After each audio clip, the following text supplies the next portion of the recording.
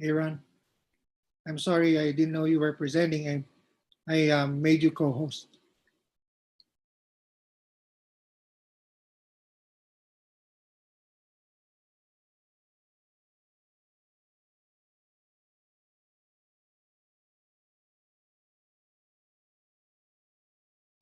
Mr. Burks,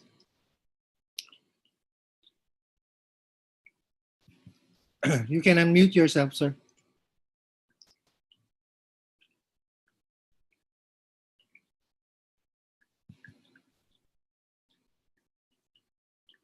Janaya, Yes. you're both co-hosts. Please tell Aaron that he can unmute himself whenever he wants because you are presenting for your school.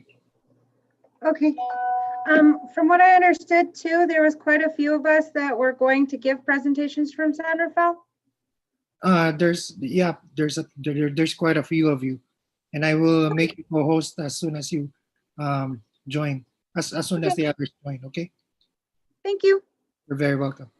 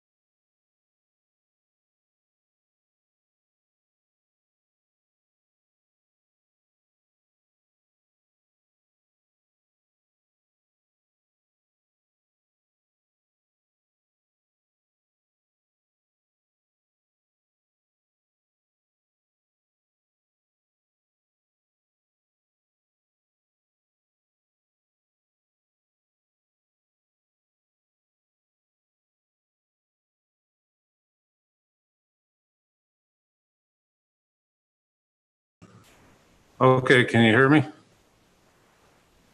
You want me to turn off the? Can you hear me?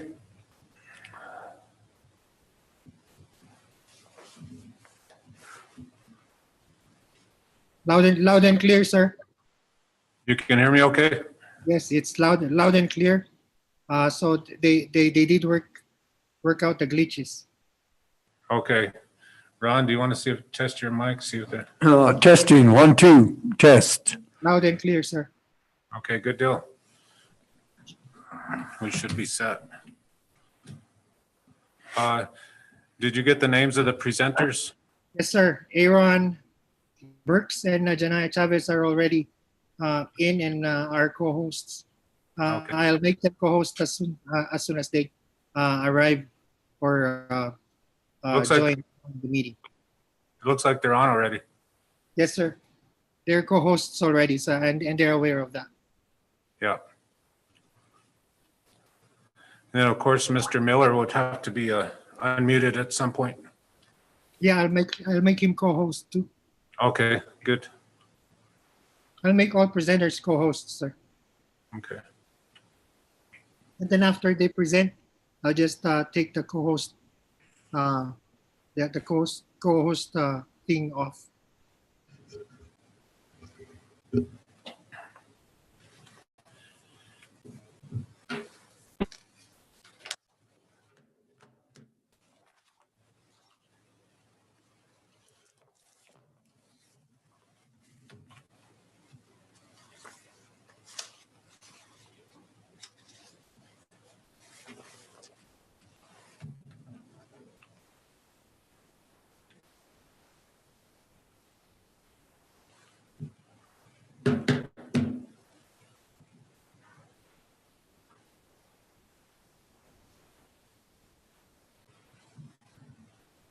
Oh, we're still a little bit early, huh?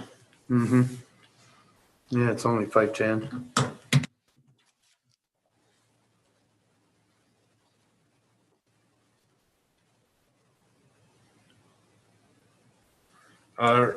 Dr. Martin? Yes, sir.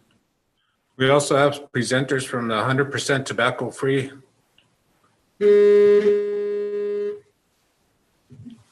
I'm aware of that, sir. I have it on the list.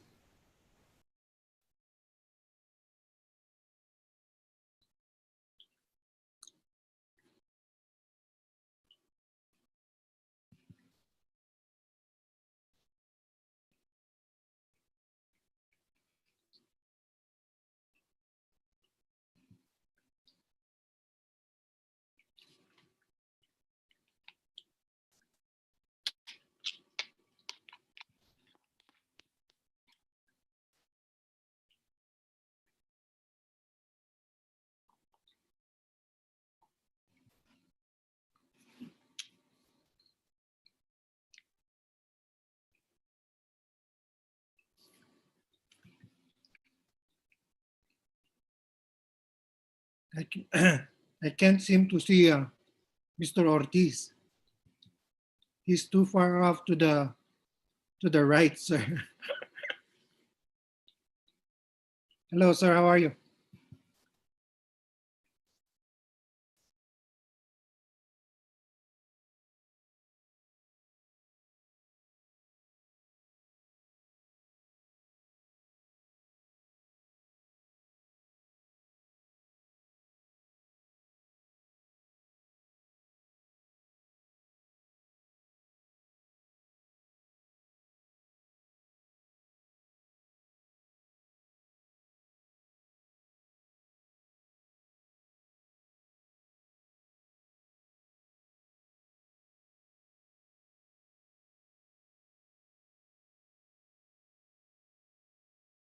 Now you can ask him. How you doing, sir? Are you there, Delton? Yes, sir. Hello. Yes, sir. How you doing? Doing okay? It's pretty good, sir. Trying to recover. Thank you. Good, good. Good. Well, I'm glad. Thank you, sir. You betcha. Hello, Steve. Hello, how are you today? Doing good, sir. How are you? Excellent, thank you. Excellent. Mr. Perez is keeping us all on our toes. I hear you.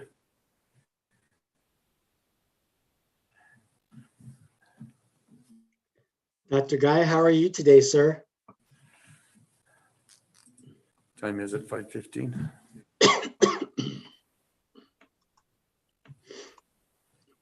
He gave you thumbs up. Yeah, I saw it. You're unmuted now, Did you see Mr. Guy, Dr. Guy. There you go.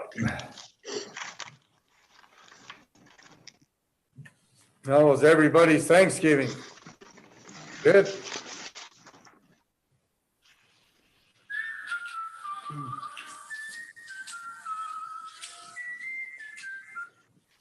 Hey, what's up? Yeah, I did. Yeah, just go see what you guys were up to. Yeah, everything okay?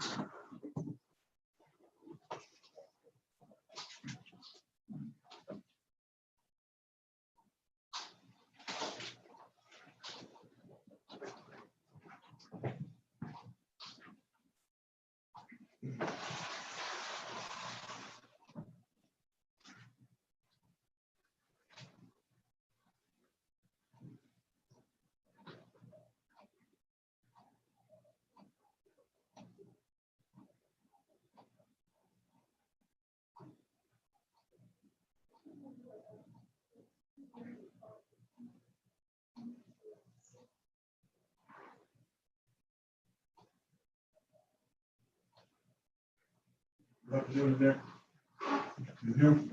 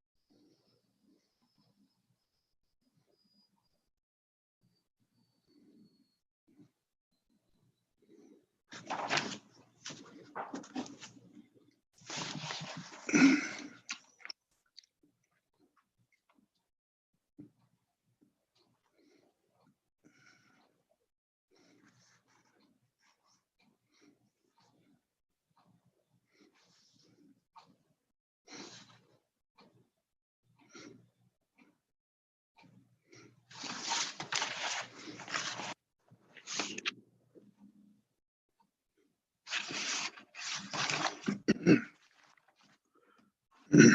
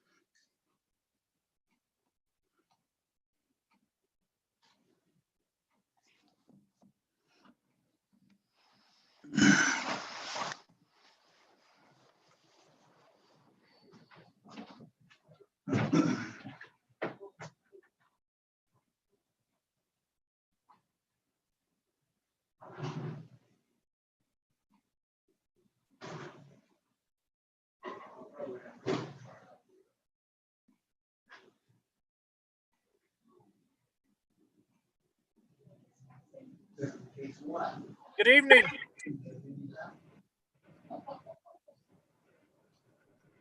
Yellow.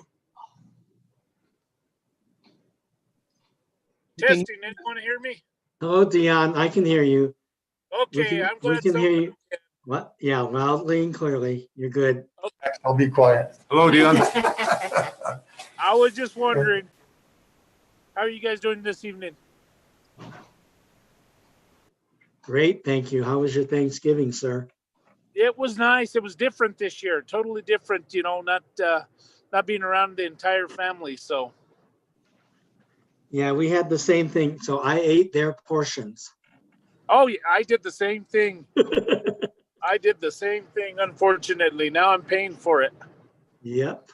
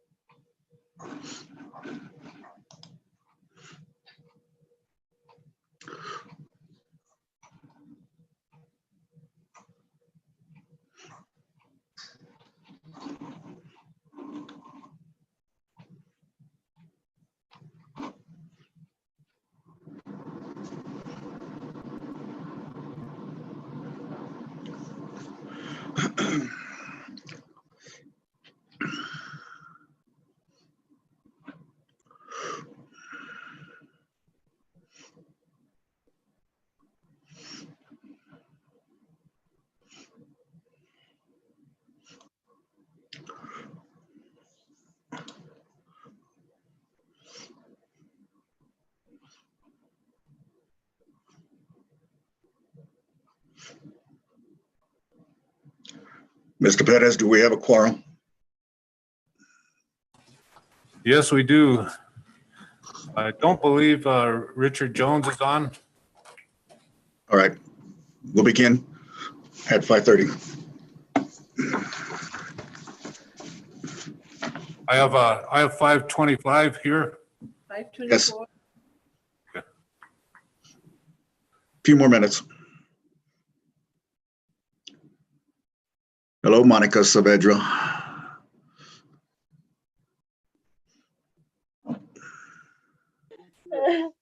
Hello, Dr. Guy. How are you? Pretty good. I saw you. How's your mom? She's doing good. Tell them hi. Happy I will. Thanksgiving. I will, and happy Thanksgiving to you too.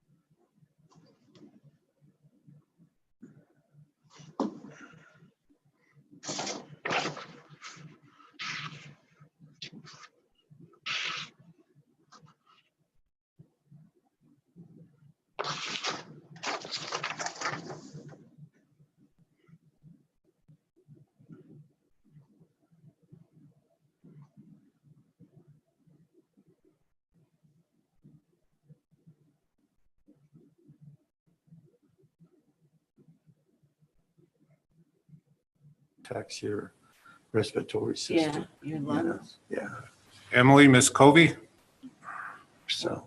Yeah, I'm here. you're all set? Yep.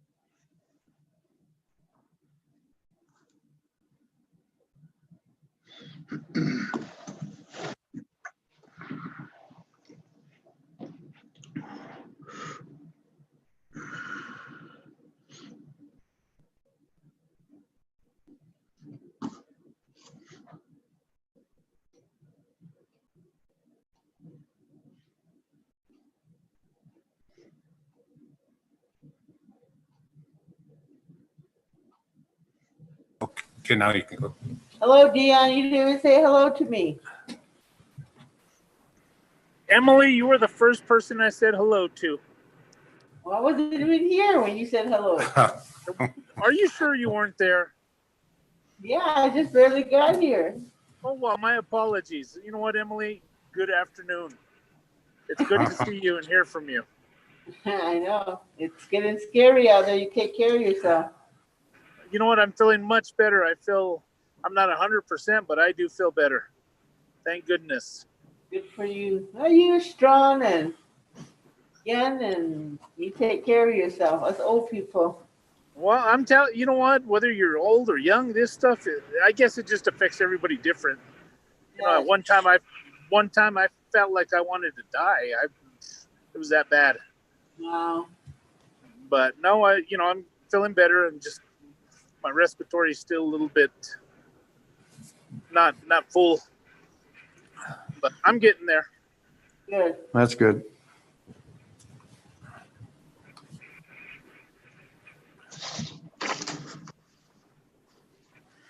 and I finally tested negative twice, so that's a good thing.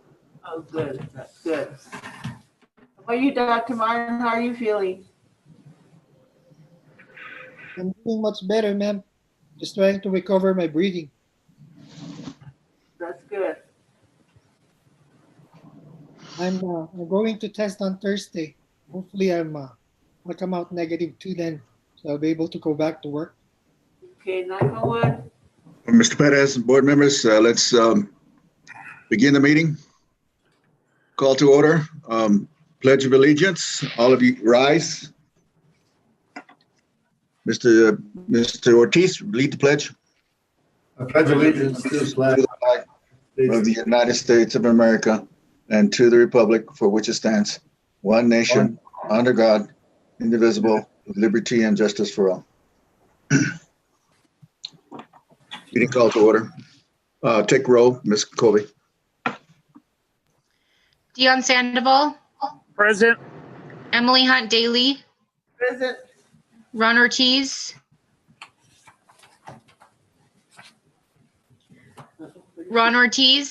here. Dr. Guy Archambault, Here. Mr. Perez, board members, adoption of the agenda. Are there any changes to the agenda? Wait, Mr. President, I think she still had one more name to ask. Ms. Covey, are you on? Oh, I'm sorry. Did I miss Richard? Richard Jones?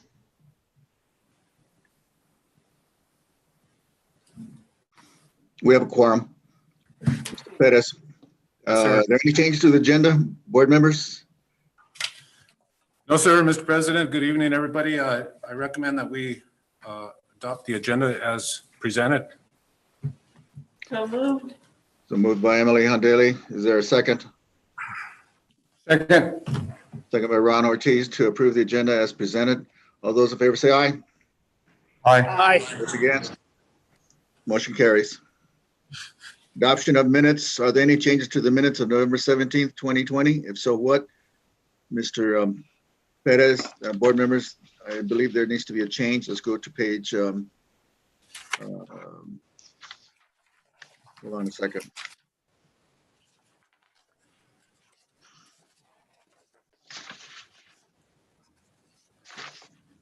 Page 4, action items, A.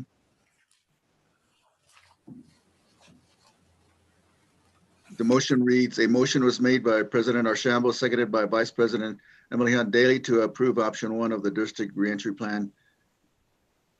It actually should be option 2.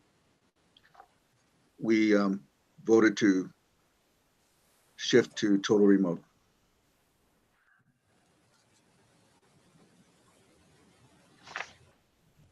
There are no other changes that I could see. Any other board members have seen any changes? Mr. Perez, recommendation?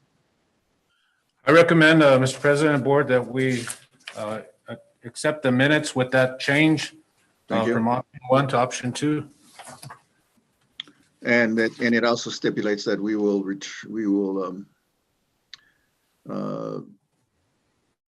until January 25. All right.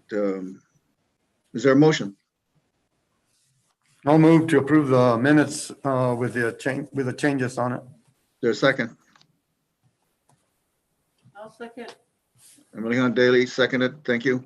To approve the minutes as amended. All those in favor say aye. Aye. Aye. Those against?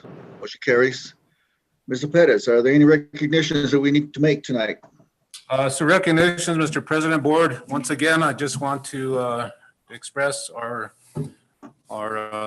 thanks and appreciation for all of the frontline people in the district, with the teachers and the cooks and everybody who's delivering, making sure that we're continue to deliver services to the students in the district. And once again, it's been a humbling experience to see everyone working together and lending each other helping hands, with all of us knowing that we're here for the students and the most unique way possible that we would have ever thought. But anyway, just kudos to all the staff, teachers I know are working extremely hard, different than our normal world. And all the people at the schools and all the cooks, transportation, food services. Once again, I don't want to leave anybody out, but we have a good team of staff here with the Grand Cebolla County Schools. Thank you. Thank you. Mr. Perez, citizens to address the board. There are no requests for citizens to address the board this evening. Thank you. Let's go to presentation, San Rafael Elementary. Okay, so Mr. President, Board, it's always once again nice to see what the schools are doing and recognize the efforts at each school. And this evening we have San Rafael under the leadership of Mr. Gary Miller. So they have a few words and a short presentation set up. Mr. Miller, are you on? Yes. Yes, I am. Hey, It's all yours. okay. President, board members, Superintendent Pettis, guests. Hey, thank you for having us tonight. We are very honored. I will introduce the San Rafael Elementary staff, where we are small in number, but huge in heart.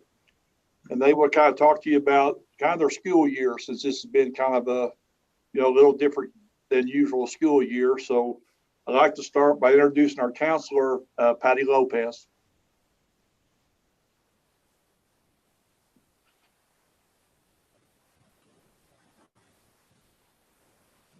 Good evening, everyone. Thank you, Grand Cebolla County School board members and administration for all that you do for our staff and our students to keep us all safe and going. Really appreciate that. My name is Patty Lopez. I work at both San Rafael and Blue Water as a school counselor. This is my 25th year with the district. I have been blessed to work with so many competent, caring, and compassionate people throughout the years. And I've especially seen it this year more than any other year. This school year has been a challenging year for everyone.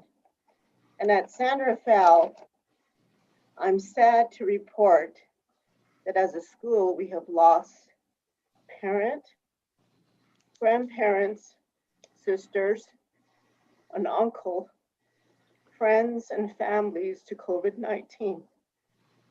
But the spirit of this community, which includes the school, is coming together. And that is totally amazing to witness. 100% of our students that need a device have one, and we have only two laptops left. And I'm here that we've got Chromebooks coming in, so that makes us all very happy. All of our students are connected to Wi-Fi with the help of the jetpacks. And I'm very pleased to share that we make contact with 100% of our students on a weekly basis. And yes, we're struggling with connectivity issues, broken devices, students that don't want to be online and would prefer to be in school.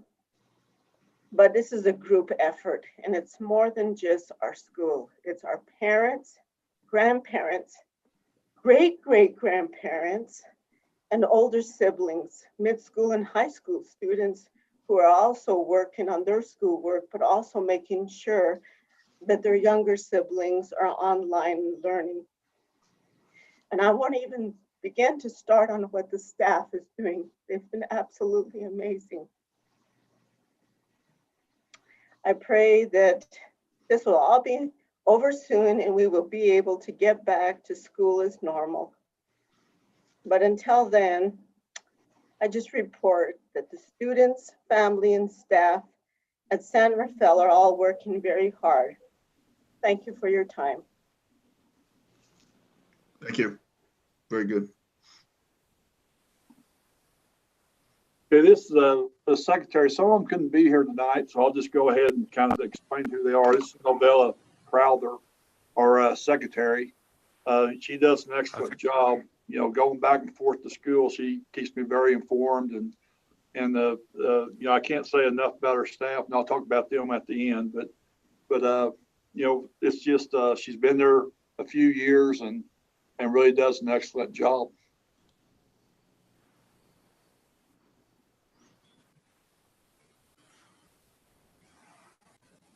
Mr. Miller, you're breaking up a little.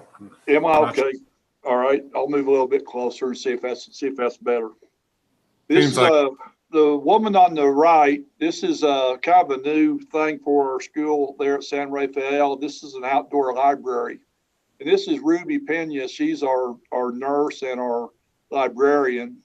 And this little girl through the Grants Library, she's a Girl Scout, and she was thinking about what could she do to really help the kind of our community out there at San Rafael, and she came up with this idea about you put books in that little library and people can pull up and they can get out, go over, and they can take a book, put a book in there, and it's kind of like they can read them, bring them back, and we kind of keep that going. And she got a merit badge for doing this.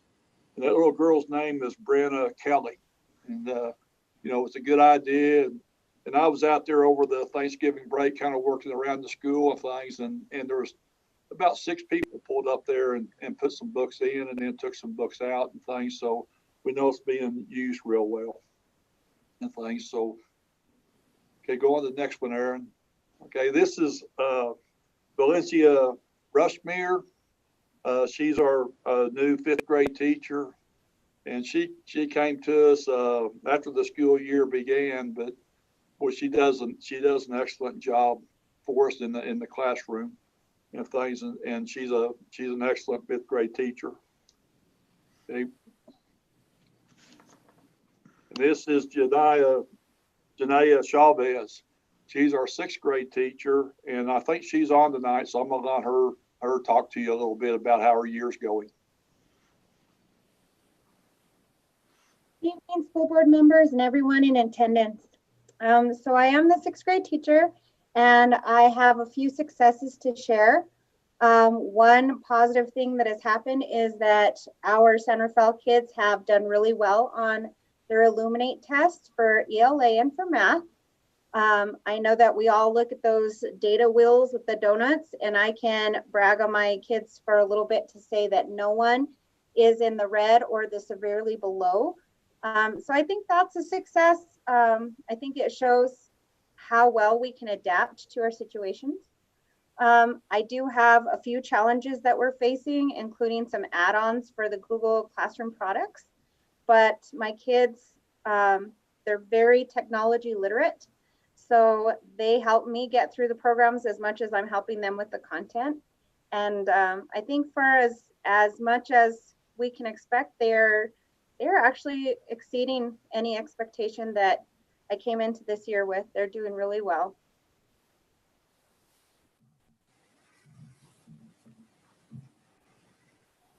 Thank you, Janaya.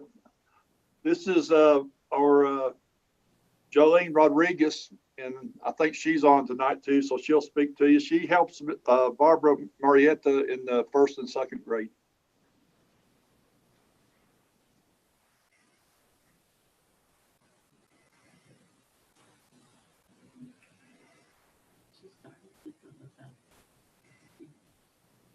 I think she's there. I'm here. I did not Okay. know how to speak, though. Sorry about that. No, go ahead. Okay, my name is Jolene Gonzalez. I work with Mrs. Murieta. We do 1st and 2nd grade at San Rafael Elementary. I believe the same thing as Janaya Chavez.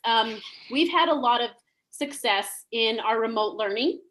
I believe the kids are doing an amazing job, as good as we can do at this point with this pandemic. All we can do right now is encourage the kids to get on. And from that point, you know, we can work one-on-one with them. We are working with a combo class, like I'm saying, which is first and second grade. There is its challenges when we do first and second grade, because all the kids are, how could I say this? You know, right now, I mean, when we left last year and I was working with Miss Saavedra kindergarten, you know, those kids were still in kindergarten, but when we came up to first grade, you know, we had a lot of challenges, but we've done the best we can do at this point.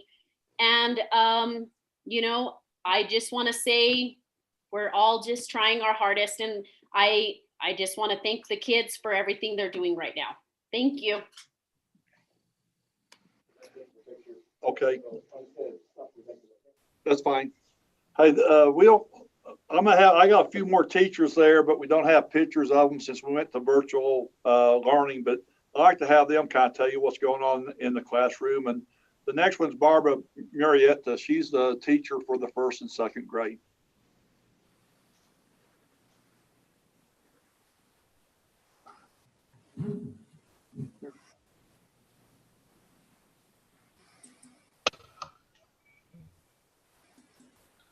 Can you hear me? Yes. Good evening, Mr. President, school board members, and Superintendent Mr. Pettis. My name is Barbara Murrieta.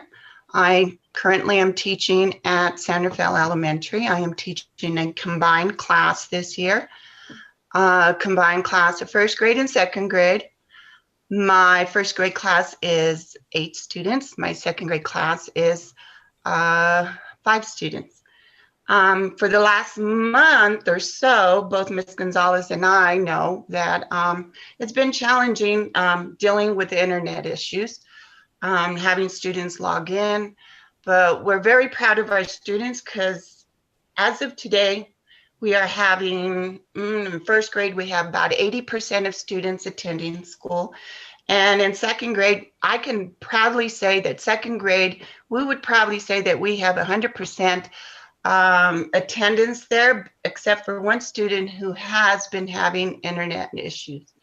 It's been challenging. It's tough teaching a combined class during the pandemic, like Mrs. Gonzalez says.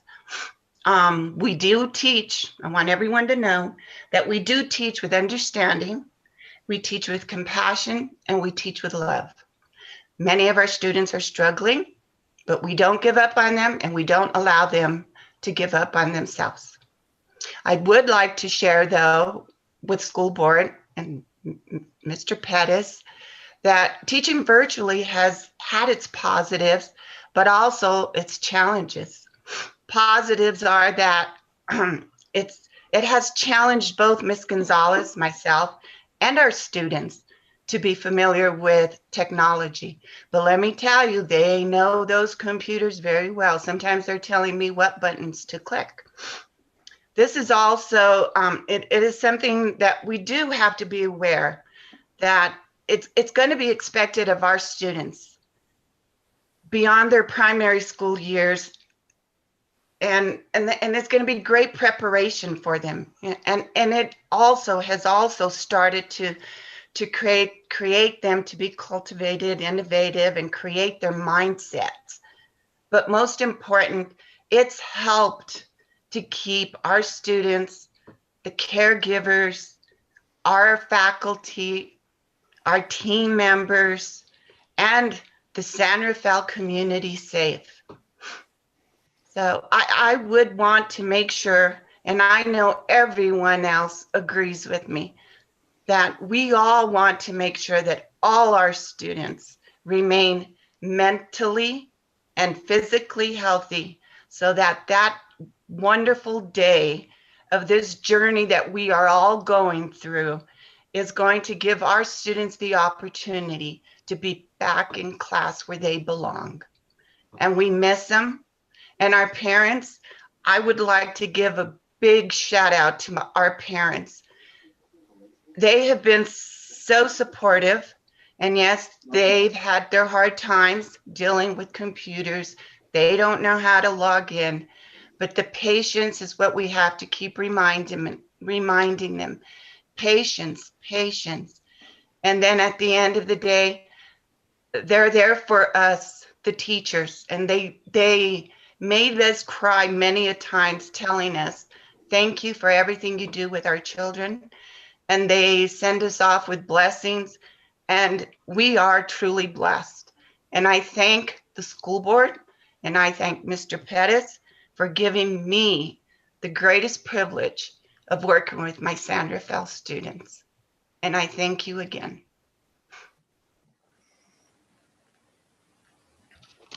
Well, thank you, Ms. Marietta.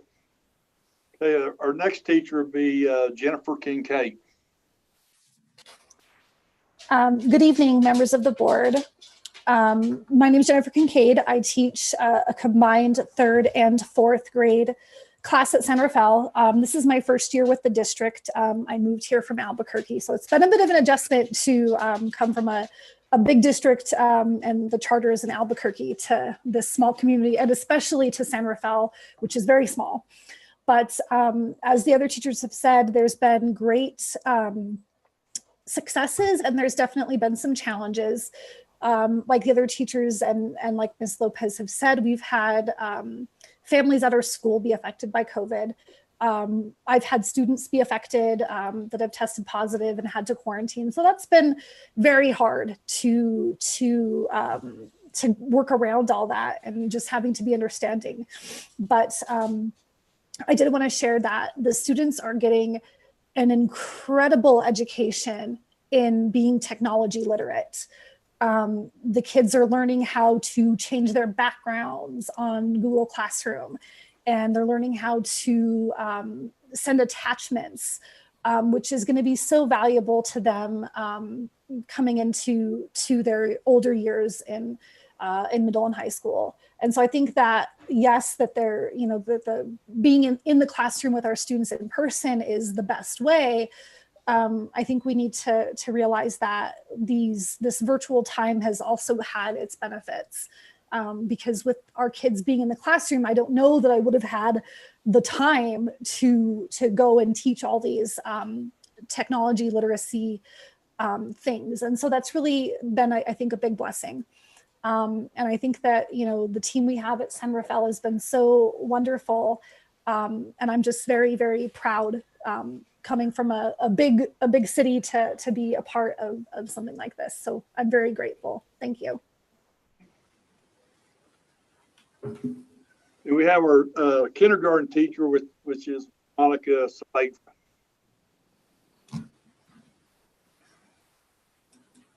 Hello, everybody. So my name is Monica Saavedra. You're going to make me turn it on, Dr. Guy? Yes, I am. Turn it on. Okay, I will, just for you. Hi, everybody. My name is Monica Saavedra. This is my 4th year with the district, also my 4th year with San Rafael, but this is my first year teaching a single grade level. So I'm only teaching kindergarten. In the past, I taught combo kindergarten and 1st grade. So that has been quite different for me this year. Just like everybody else has said, there's been many challenges. From the beginning of the year, trying to get devices to everybody that needed one, and some students having poor connectivity, you know, and everybody just kept working to get it going. Every day I continue to teach, I learn something new. I become more confident in myself, and I think the students become more confident in themselves as well. I'll be the first to admit that I was very nervous to teach kindergarten online, especially, but the kids never cease to amaze me. They're gaining skills, just like everybody said, that they're going to utilize for the rest of their lives. These kids know how to enter a Google Meet and maneuver around through these meetings like a pro. They've learned how to tell time and get back into sessions when they're supposed to. They know when to take breaks. They just know how to maneuver around this technology. And like other teachers say, there's times they're telling me how to do it. So they amaze me. I'm very proud to say that I do have an 85% attendance rate for virtual classes, and I do have 15% who receive and return packets weekly. So they are doing very well. Students are often eager to learn. They're just excited to get into class. They're excited to learn something new. They're ready to do all of this. So it makes me excited. It makes me ready to teach every day. And I just love what's going on with our students. Just like everybody else has said, we have a very supportive staff. I've been blessed to work with the people that I do. We have wonderful parents in our schools that are always willing to pitch in and help. They're there assisting their students. Kindergarten isn't easy to teach without having some physical contact with them, and parents are ready to jump in and help their students. So I'm just really proud of everything that's going on. As I said before, it is a challenge every day. Some days are more successful than others, but every day we all strive to do the very best that we can. Thank you, everybody, for the time that you've given us. We really appreciate it. Thank you, I Monica. couldn't be more proud of the teachers and you know, they really make the job as being the principal there really easy. I mean, they do, every one of them, you can tell how much they care about the students and the community. And, you know, we have lost some community members, and like we may not have known them, you know, really closely and things, but it still affects the teaching staff and it still affects the student body and the school. But you know, like I said, I'm real, it's an honor to work with them, and you know, they do an excellent job. So I want to thank you all for letting them talk to you tonight, and I hope they helped you in understanding you know, what teachers mean to a community and what a community means to a school. You know, so thank you very much. Hi, this is Mrs. Rushmeyer. I'm not sure, Mr. Miller, if you wanted me to say a few things or not. Yes, go ahead. Okay. Oh, I'm sorry. That's okay. I joined the school back in October. The students had a guest teacher that was working with them for the first quarter. I teach 5th grade. I came from a larger district, and we were working with more your Microsoft Teams type of technology. But I really think that the challenge, one of the challenges that has been really apparent in working with hybrid learning is working with students that are in class, as well as working with students that are on the computer at home, and really trying as an instructor to be able to focus on both of those aspects and both of those media platforms simultaneously. And I think that in joining San Rafael, I have 11 students, and about 8 of them were in person. And we were in a really tiny space trying to make sure that we're keeping ourselves safe. So I think that it's been really such a demonstration from the school board and from leadership and grants of how much you respect your teachers and how much you respect your students and your families, and making the hard decision to go virtual only right now, when we it has been mentioned before that we've had students, and I have one student who lost a grandma to COVID-19, and I see the sadness and I see the trauma that they already have in their lives because of their family situations. But to add this to it, it's a tremendous burden for them, and you can feel the sadness. And so it's been really great to know that you all have safety for everyone in mind in being able to move to virtual only during this time.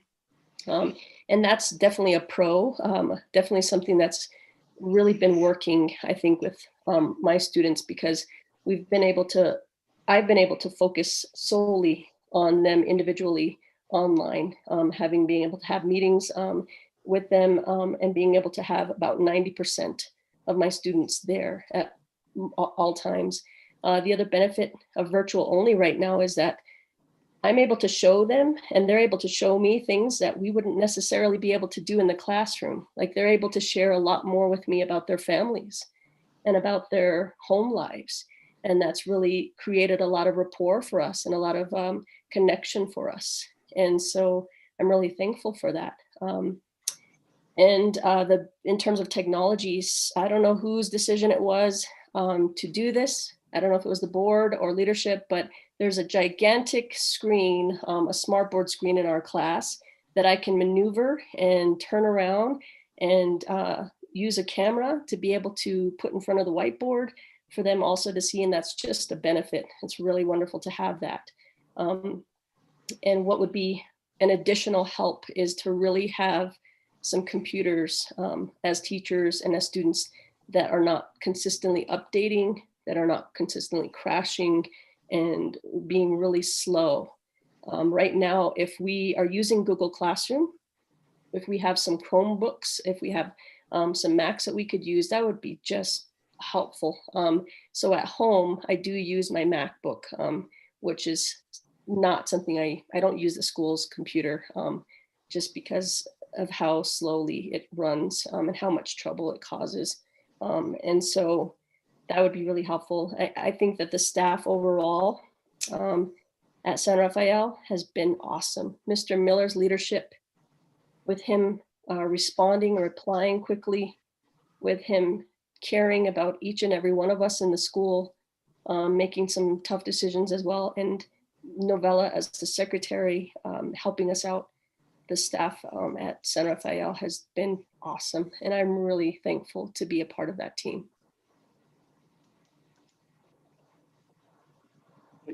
Thank you, Mrs. Rushmere. I didn't mean to look over you, but thank you very much, and things. But there are some things, technology wise, we need to kind of upgrade and keep working at it. And I know the district will and things, but you see with a staff like this that it just makes the whole situation fun and exciting every day. And with the teachers, just our faculty and our the staff, and then the students and the parents there at San Rafael. So anyway, thank you a lot for having us tonight, and God bless all of you. All right, thank you. Board members, comments? Just a few comments.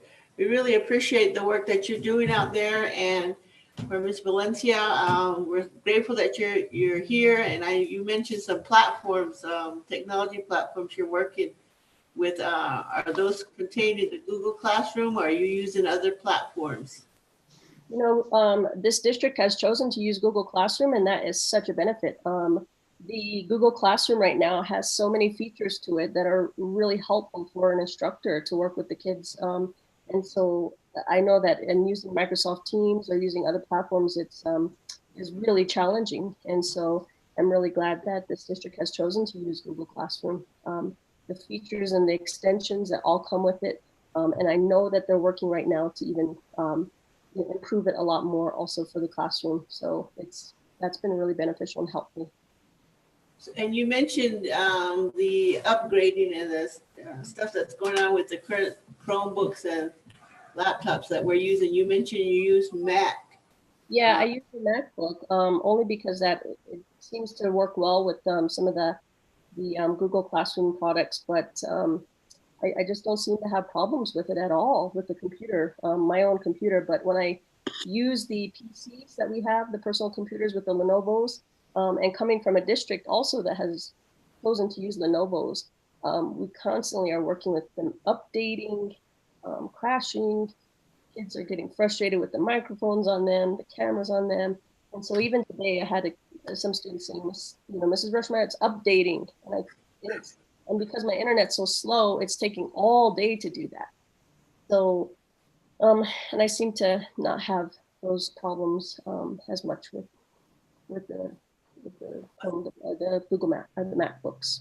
Well, thank you for that input. It'd be interesting after this is over with and we can get back to a regular classroom setting, that might be interesting to have you speak with Raquel and see maybe there's other kind of equipment or technological equipment that we might upgrade to, because we still have those same problems too on the Laguna Reservation, the upgrading and updating and if the wind blows too hard, the internet crashes. So it's be interesting to have that conversation with us and with Ms. Raquel, the head of technology. So thank you for your input. You're welcome. And one last thing, when the teachers say that students are having trouble logging on, or they're on and they're off, is we make phone calls. Mrs. Lopez, Mr. Burks, I do at times, and then if we still have problems, we go out. So we deliver packets. We are still working hard to get the work out to the students and then picking it up and bringing it back. So hopefully we're getting it where nobody's losing their educational time. We're still working on that very hard. So we still make a lot of home visits. Mr. Miller, I just want to tell you thanks for what you're doing for the community of Centerville and Blue Water. I've heard nothing but wonderful things. You stepping in after the year started. So kudos to you and to your team. Keep up the good work. All right. Thank you very much. And be careful out there with those home visits. Yeah. Okay. All right. Mr. Miller, were there any other staff members present? I think that was it. Really, I looked and I didn't see anybody else that logged on and things. So they were all asked to. Oh, there's Mrs. Grinder. Okay. Ms. Grinder? Yes, Miss. Now go ahead, Mrs. Grinder. Good evening, Mr. Perez and the board members. I am the instructional coach at San Rafael and Blue Water as well. This is my first year with the Grant-Cibola district. I actually came from Fort Smith, Arkansas. I was in a larger district there for about 15 years. I'm very honored to be working with such great staff. I don't have anything negative to say. I know that they work very hard. They're very flexible. And I am very honored and I'm very excited about working with them to be that support system for each and every one of them. So thank you again for having me. And I'm excited. Like they said, it has been challenging, but you just take it one day at a time and you do your best. But I'm excited to be here. Thank you. Mr. Ortiz? I'd just like to say thank you, Mr. Miller, and your staff out in San Rafael and Blue Water. Thank you for taking care of all of our students. They're very important, and I like to see 100% that we keep up with these students. And I know we're close to 100%, and I just like to challenge you to make sure that we reach out and get each kid where they need to be. Thank you again. All right, you're welcome. Let me make a couple of comments. I wish I could see all of you personally. It's really difficult for board members to be so distant from all the 11 schools. That's what's disturbing for us. It's just like anyone else in this day and age where we're having to be distant from each other. We hope that you will continue to do the work that you're doing that sounds challenging, but positive. The efforts that you're making, switching from hybrid back to remote, was a difficult decision for the board, but we felt that it was in the best interest of both students and teachers that we return to that approach of instruction. We hope that we will find that the world will change, will be improved and healthier in the months to come. Mr. Miller, I'm glad you're there, and I'm pleased that you're able to be responsive to both schools. I was just making note of some of the things that the teachers mentioned. A lot of them indicate, a lot of you guys talked about positiveness and challenges and patience. I heard that. Mentally and physically healthy, that it is a privilege to work there. And Ms. Grinder, coming from Fort Smith Public Schools, I'm assuming, welcome. Glad you're here. The kids will be struggling, just as you do.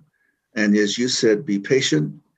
If a child or a parent or a fellow staff member gets upset, just make sure that you give them the attention that they need, that they understand, that you understand the difficulties, and try to work through any of the problems that either the teachers or the students are facing. Dion, you've got a good community out there. The parents, the staff, the school. I think we are totally proud of what it is that the community is trying to do and what the school is trying to do. Mr. Pettis. Yes, sir. President, board, San Rafael, Mr. Miller, staff, very inspirational. I'm so glad that we're keeping our positive energy and compassion and our vision alive in the midst of every one of you mentioned challenges and it's even devastation at times, but it's very inspirational to know that we're pushing forward for the best of those students. It's great to be working with you again, Ms. Rushmeyer. We've worked together in the past. And it looks like with the new people at San Rafael, the future's bright. You know, it looks like your team is coming together very nicely, and we're seeing indications of that already. I do want to make a couple of notes about the technology. I know Ms. White, Raquel, Ms. Whitehair is on, but just a quick update on the technology, so you'll know that help is on its way. We got our first load of Chromebooks in. We thought they were all going to come at once, but our last wave of our order is starting to trickle in. So our Chromebooks will be getting out very soon. We've been waiting for way too long for those. We ordered them way early in the spring, and they're just now starting to trickle in. So that's a ray of hope. And in addition, we have a huge wave of teacher desktops. They're not laptops, but desktops are going to be coming out for updating all of the teacher computers. And I think it's safe to say, Raquel, correct me if I'm wrong, that we're going to update all of the teachers' desktops at this time. It's just a matter of, we got them here. It's just a matter of having the manpower of getting them out there and imaged and in place. So help is on its way on the technology side. We do have a good infrastructure thanks to the technology team. So we have the bandwidth, the fiber, the Wi-Fi, all of the infrastructures in place. And now we're just at the point of getting the devices where they need to be. So it's coming. But thank you, all of you, very much. Thank you, San Rafael. Mr. Pettis, let us continue with the board meeting. Okay, yes, sir. Mr. President, board, the next presentation is from a group presenting on 100% tobacco-free, 24/7. Ms. Covey, do we have them on? Yes, they are, sir. Hi, good evening, Board President, Superintendent, and members of the board. My name is Raquel Mooring, and I am the campaign manager for 24/7. I have a student advocate here tonight as well, who's going to be actually giving the presentation to you. She's from Los Lunas. Her name is Araceli Flores Ramirez. So at this point, I'm going to share my screen and then pass it over to her to speak to you all.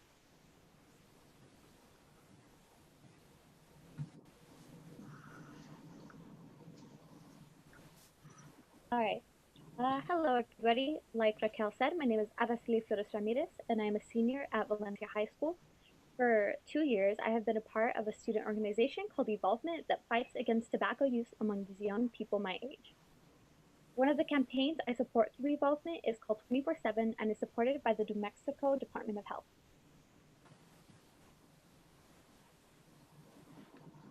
Through 24/7, we help New Mexico schools be truly tobacco-free 24 hours a day, 7 days a week. The way we do this is by first helping school districts adopt comprehensive tobacco-free policies that all their schools can abide by. Secondly, we help individual schools promote and communicate the policy effectively to ensure it is being enforced. And today we'd like to talk to you about how we can update the Bloomfield School District tobacco policy to be 100% tobacco-free by the time school campuses reopen.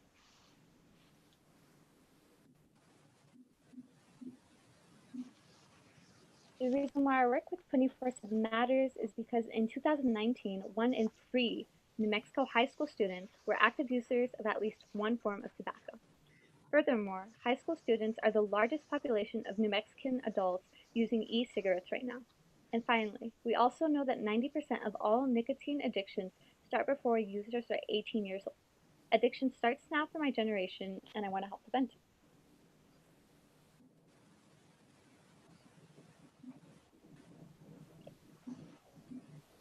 We know that all schools already have some type of tobacco policy in place. So what makes 24/7 so special? Well, 24/7 is actually funded by New Mexico's Department of Health. Our policies have higher standards than current state requirements, and they've been reviewed and approved by the Tobacco Control Legal Consortium. As you can see, we are a largely student-led movement, spreading awareness to things like these. And all schools that participate with 24/7 have a lot of great resources like tobacco-free signs, faculty trainings, and more.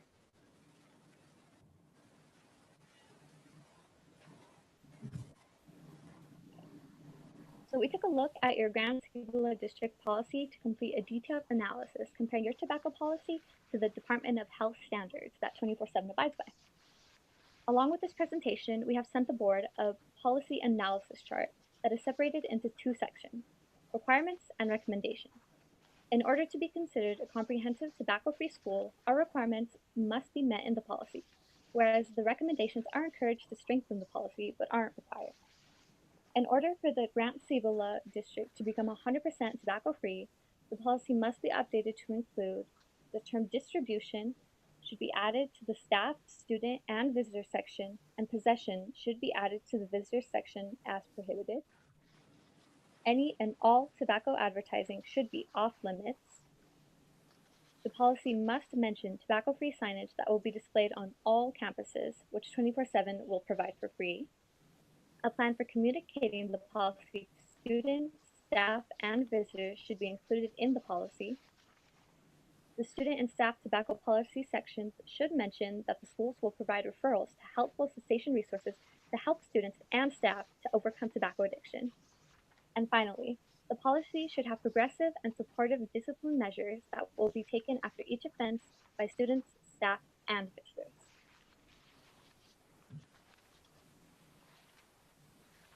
We offer a model policy which was also been sent to the board that is a great template which you are welcome to adopt completely or pull from to update your own policy. If the board agrees to update the tobacco policy to be 100% comprehensive, 24/7 will provide free bilingual signs and toolkits with resources on how to enforce the new guidelines. These will be sent to all schools in the Grant Cibola District. And finally, 24/7 will help secure positive media coverage of your decision. So thank you for giving me a chance to share about why I'm so passionate about making the Grant Cibola District tobacco-free. I know it would mean so much to your school community if this district adopts these standards. Even though we are still learning from home right now, I'm sure that it's your wish as a school board to create the healthiest and safest environment for your your student body when they return to campus. And we believe that becoming a 100% tobacco-free district is an important step in that direction. We are available to answer any questions, and we can also provide assistance with taking the next step in updating your policy. Thank you for your time.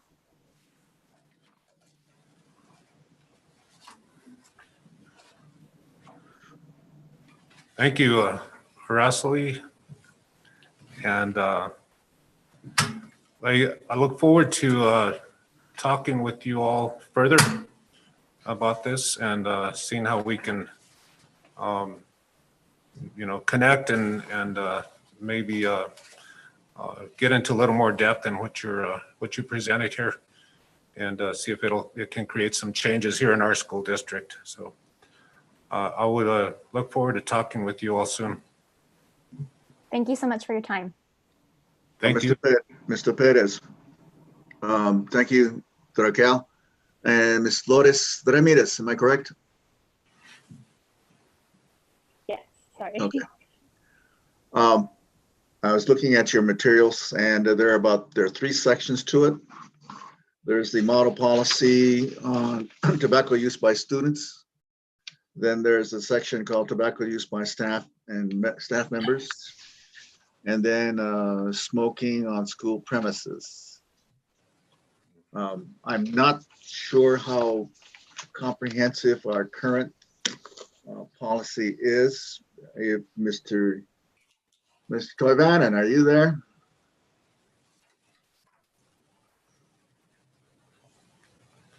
Yes, sir. Are you able to comment on our existing policy? Yes, sir. Actually, it was a few years back. I believe the board acted on something similar. We did adopt a policy that addressed tobacco use, including e-cigarettes, and this may take it a step further, but I know the board does take tobacco use seriously, and it was something that was addressed. And Ms. Mooring, I don't know if it was your organization that came, I'd say it was probably 4 or 5 years ago, and did a presentation, a similar one, and the board had acted on it. But I think the board will be happy to take a look at that and see if any further revisions are necessary. Well, thank you so much. I do know that a lot of districts will update their policies every few years. And if the district did, in fact, adopt the policy in the past, but then replaced it with a different one in the past few years, it would make our policy obsolete.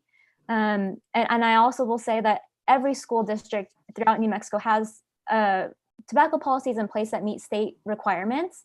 And the Department of Health standards just go a step above, as you're saying. So we're available to answer you guys' questions if you'd like to chat. And yeah, we look forward to working with you in the future. So thank you for your time. Any comments from the board? Emily? I don't smoke, so. Never smoke. It'd be interesting to see how we implement it with our staff. Yeah. Well, I think that it is an important dimension to what it is that we are doing with our students, making them healthier and to have them avoid the smoking, which was the vice that I experienced when I was a high school kid. We all smoked. And so I must admit that. So I think we need to take a look at this, Mr. Perez, and we need to discuss how we're going to approach this with Mr. Toivanen and Ms. Mooring and Ms. Ramirez, and see what we can do. And we can bring this up in the following in the next few meetings. So if you could go ahead and examine, analyze our current and compare it with their proposal and see what changes we can make. And let's take care of that in the next 2 or 3 board meetings. And I do appreciate high school students presenting to us. I think it's very worthwhile for you to do that. And any other comments, Mr. Dion or Ron? No. Okay. All right. Thank you very much, Mr. Perez and Rebecca and Mr. Ramirez, for you to make the presentation to us. It is valuable, very appreciated. Mr. Perez. Yeah, thank you very much. So we're moving on. The next item, the next presentation is the ongoing conversation, battle, debate with the impact aid. You know that a few months ago, I gave you an update on our attempts with in our hearing with the U.S. Department of Education, New Mexico Public Education, with the topic of impact aid. I asked Mr. Andy Sanchez if he would give a brief on where that stands right now for the board and for the public. So, Mr. Sanchez, you're on. Board President, members of the board, good evening. How are you? I hope this finds you all doing well. Good morning, Well, Mr. Pettit, Mr. Sanchez. thank you. The current status is that with regards to fiscal year 2021, we've made our presentations with regards to the PED's reimagining of how public schools are financed with regards to trying to convince the Department of Education that they do have an equity with regards to distribution of taking impact aid credits through the SEG. That's already been done in September. What's currently going on is for fiscal year 2020, as of April of 2020, the PED had lost in a final agency determination that they were not equitable in their taking of SEG funds through the taking of impact aid credits through the SEG for fiscal year 2020, which is the 2019-2020 school year. The PED was in the process of appealing that decision. There was considerable pressure placed on the PED to withdraw the appeal, and the PED did subsequently withdraw the appeal. However, the Department of Education on its own or through urging from the PED included a re-evaluation of fiscal year 2020 at the same time it was doing its evaluation of 2021 because of the new methodology that the PED was attempting to indicate was how they were now funding public schools so that they could pass one of the test regulations for the Department of Education. Administrative law judge who was in charge of the 2020 appeal, however, thought that of course we objected to the 2020 be included with 2021. The administrative law judge for the Department of Education asked for specific briefing with regards to whether the PED appeal was final, whether it was final with prejudice or not prejudice, and whether or not the dismissal of the PED appeal would bar the Department of Education from reevaluating 2020 and reevaluating the decision. The agency responded first back in September, indicating that they thought the PED's appeal withdrawal was final and that it made a final determination with regards to that and that there would be no appeal.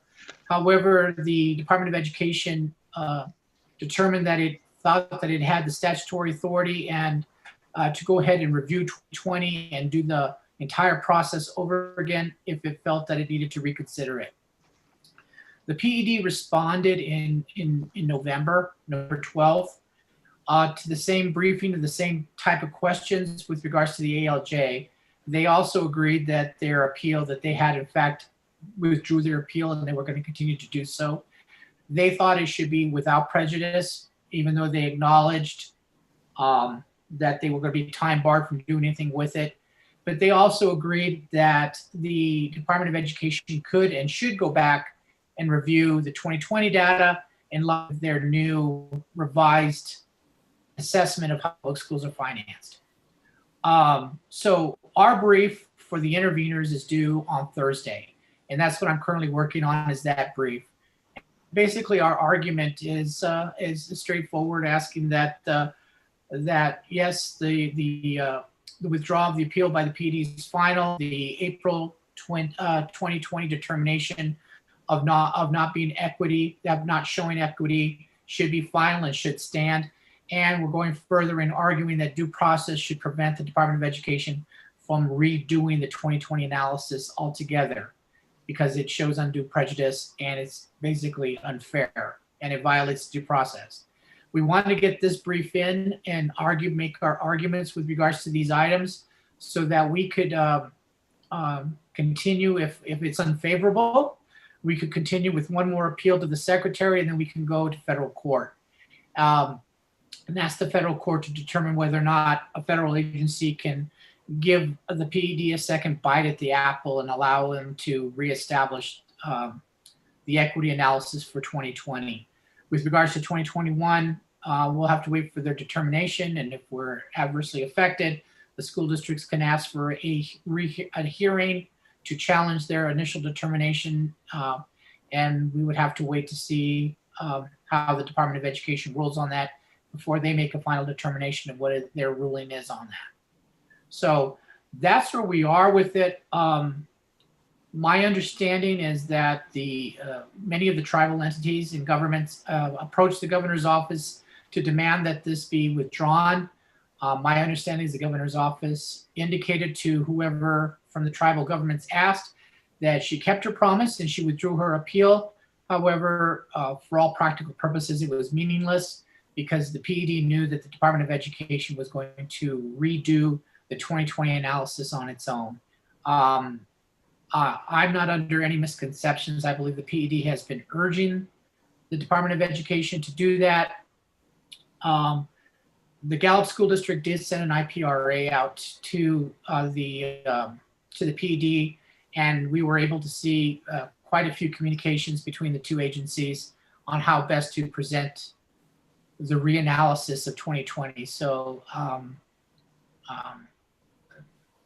that's pretty much how it went. I think the PD understood that they were going to get another bite at the apple, and at the same time they could keep their promise to the tribal entities that they withdrew their appeal.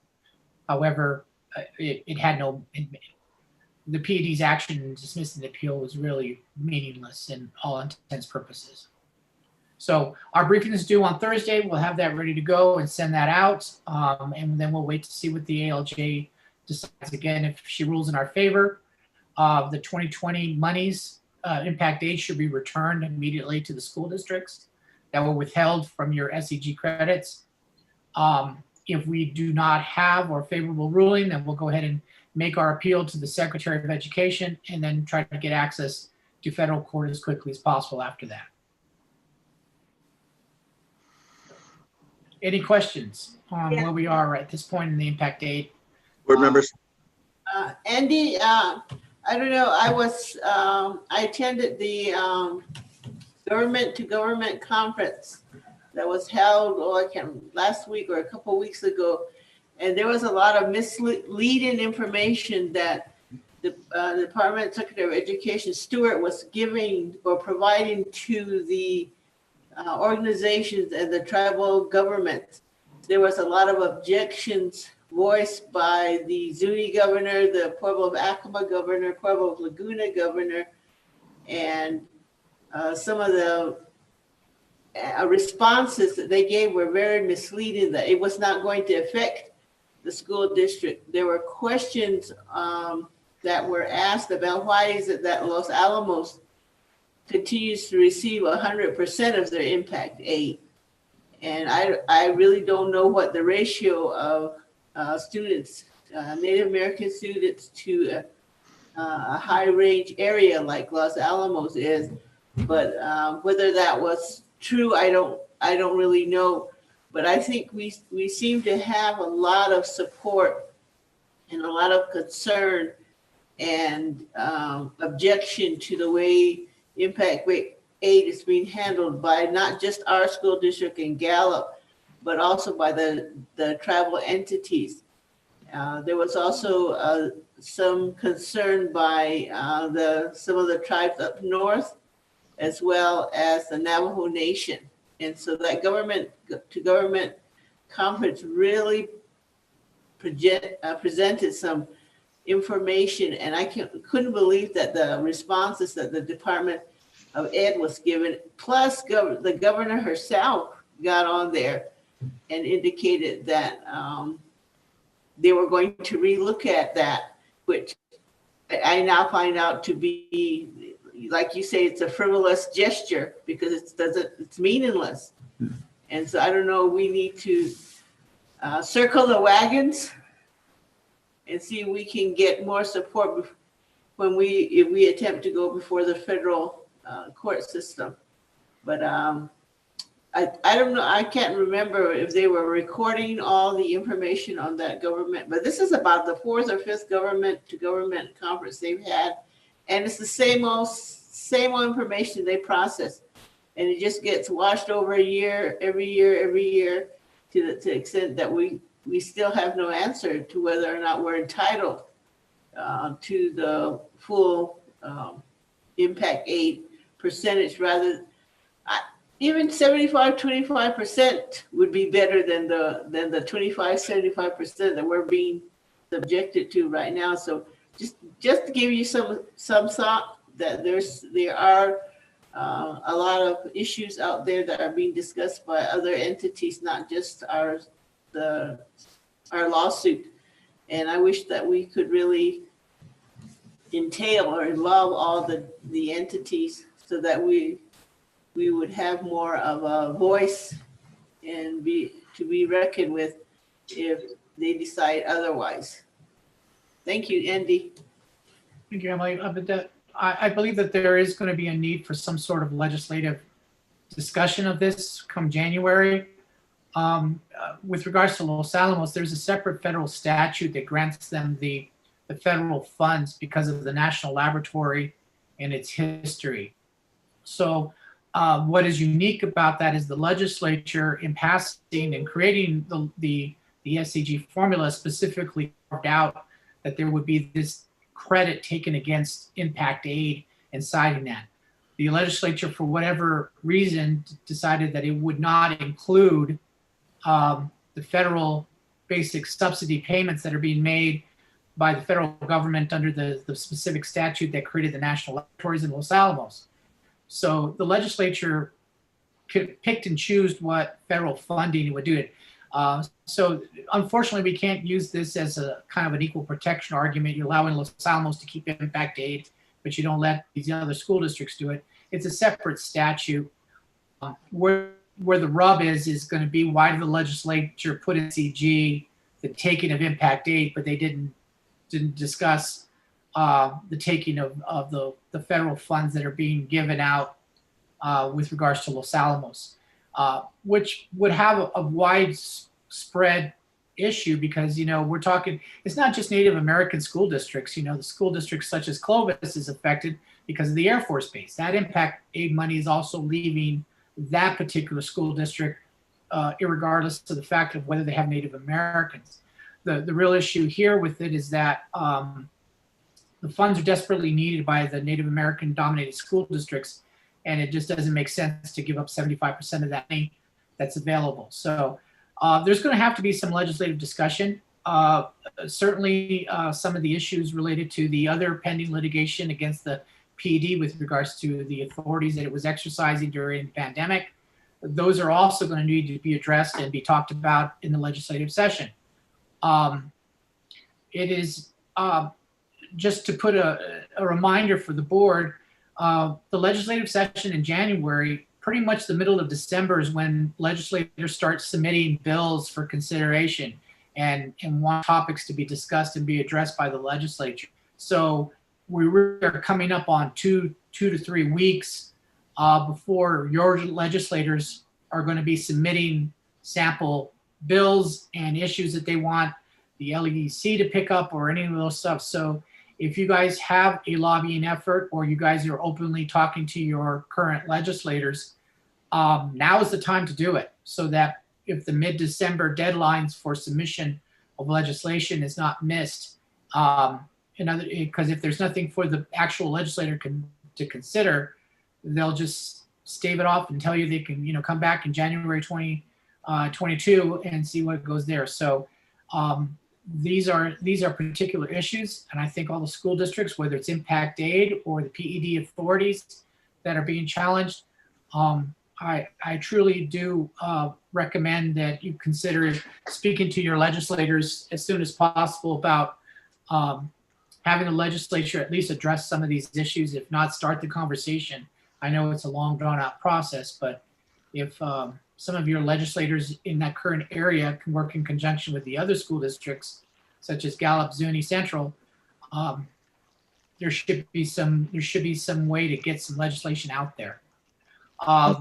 For Max, there is going to, and for the board president, there is going to be a Zoom call tomorrow with regard to the other legislation, but it's going to be talking about the litigation, but it'll be talking about marshaling resources to do a legislative confirmation of local control. those would be the same kind of resources that the 3 school districts should be, or the 4 school districts should be exercising with regards to impact aid. Mr. Pettis, Andy, would you get together with Mr. Sanchez to list some key points that we need to articulate with our legislators, and those that are related to the there's a couple of things. One is the litigation that we're talking about. That has to be understood by our legislators, what it is that we're trying to do.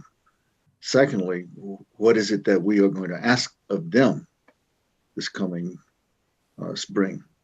And so they need to understand both, and we need to communicate with them very quickly what it is that we are asking, because it's going to be volatile. We're asking other school districts contend that we're going to cause them to sacrifice, that what we are asking is going to be at their expense, and that was a issue that caused some difficulty in the past. So if you two could come up with some key talking points that we can make use of in the next couple of weeks, we would appreciate that. Absolutely. I'd just like to thank you, Andy. I know that you're extremely busy between now and Thursday for your submission, and I appreciate you taking time out to give us that update. No, absolutely. Make sure you guys are all on board, and if anybody has any questions, you're certainly free to contact me at any time.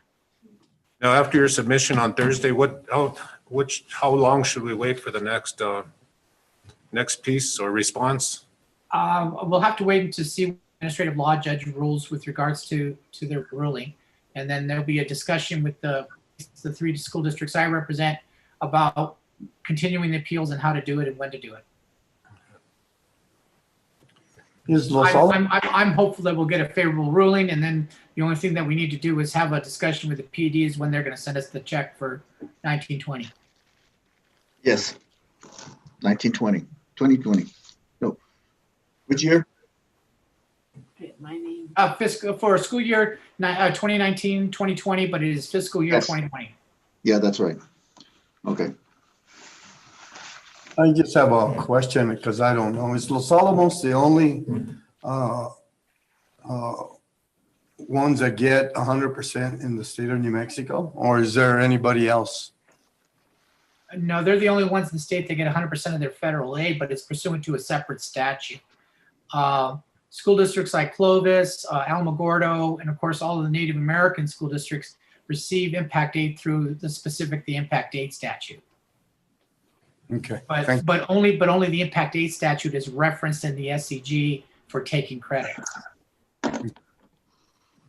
Thank you, Andy. Okay. Thanks. Thank you. That's it. Thank you. I appreciate it. Thank you. Thank you, Andy. Let's continue. Action items. Okay, action item, Mr. President, Board. This action item is consideration of approval for the 2020-2021 PSFA Capital Improvement Funds. I do recommend approval of this action item. And we have Mr. Bansley here. This is the one where we tabled at the last, or at least postponed for this meeting. Or didn't make a motion on it. So. Mr. Lee. Good evening. Review with us. Good evening. I hope you can hear me. Good evening, Mr. President, members of the board, Mr. Pettis. This is a 2020-2021 PSCOC Impact Aid Award in the amount of $618,282.39. You'll see that in your packet there. This is actually the MOU that you're approving that we will work with the PSCOC to utilize those funds for, it's really undesignated, as I said last month, and thank you for letting me bring this back to the table. it's undesignated at this time, but once we get the funds, then that would be a discussion between the board and Mr. Perez as well as myself to determine what might be the best use of those funds throughout our district. So I recommend that you consider it for approval. Mr. Lee, are we still adding to this list or changing, modifying it? Or what you have listed here, is that written now in stone if we approve it? This is actually just the approval of the funding. As far as projects, we would want to go back to our facility master plan that was developed a few years ago and look at our priorities and make the best use of the funds that are available out of the 618,282, and then we would match that with in-district funding to complete a project that would benefit our students. So, like I said, it's the exact same award that was approved a year ago when we received the 1.129 million that is currently building the Laguna Hakama High School baseball softball stadium. That is same pool of funding. Okay, that is the project that I've got considerable phone calls on why we're taking away or we're enjoining the two sports into one stadium when the original thought was to turf both softball and baseball fields so that they would have their own fields to practice on and to host games on, tournaments. And now we're going to have a central stadium. Does that mean that we're doing away with one of the, like the softball field, or the, are they going to be taking? No, ma'am, Miss Hunt, Miss Daly. The baseball softball stadium is a dual purpose stadium that will support both programs. Of course, that's a matter of scheduling, but yeah, it's a dual purpose stadium that will fully support both programs. Now the softball field currently existing there will not go away. It'll still be there available for practice. And then also there's, we know that football, the football stadium's available for practice, and there's lots of places where we can practice softball and baseball. Then would a possibility of, since that home field generally is going to be service both sports, softball and baseball, any chance they would turf the softball field? And the reason I'm asking is we've had years, decades of where we've had to share facilities with our athletic programs and our PE programs, where the teams are scheduling times to practice around. We have kids practicing at 9, 10 o'clock at night in the gym, and then another team gets to practice first. I know you think that it's going to be handled by scheduling, but I just don't want to get into that ruckus of who gets to use the stadium first, and just usage of it and giving a fair shake, not just to the baseball team, but also to the softball team.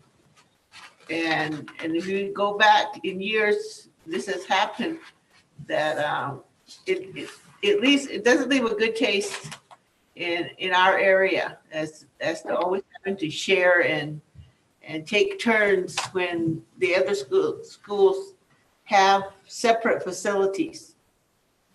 I think if I could just add, Ms. Hunt, I think it's typical because of the size of the school. It's more typical to have this kind of a setup at a smaller school than a larger school. And just something to factor in there. I think it's fairly typical as well to have multi-use facilities. when you get down to the smaller school size. So maybe just to throw that in. Yeah, well, try to explain that to my constituents. Yeah. Mr. Perez and Emily, let's, this does not, this basically enables us to access the funds, so we need to vote on this. I apologize. No, that's okay. You get my- Is there a motion? Is there a recommendation? Mr. President, I recommend that we approve this action item. As So presented. moved. So moved by Dion. Is there a second? I'll second. Second by Ron Ortiz to approve the project 121-010 new Impact 8 project. All those in favor say aye. Aye. Those against? Motion carries. Mr. Pettis, we'll probably have to review our master plan so we can clear up some of these questions in another meeting. Okay, Mr. Pettis, let's continue on.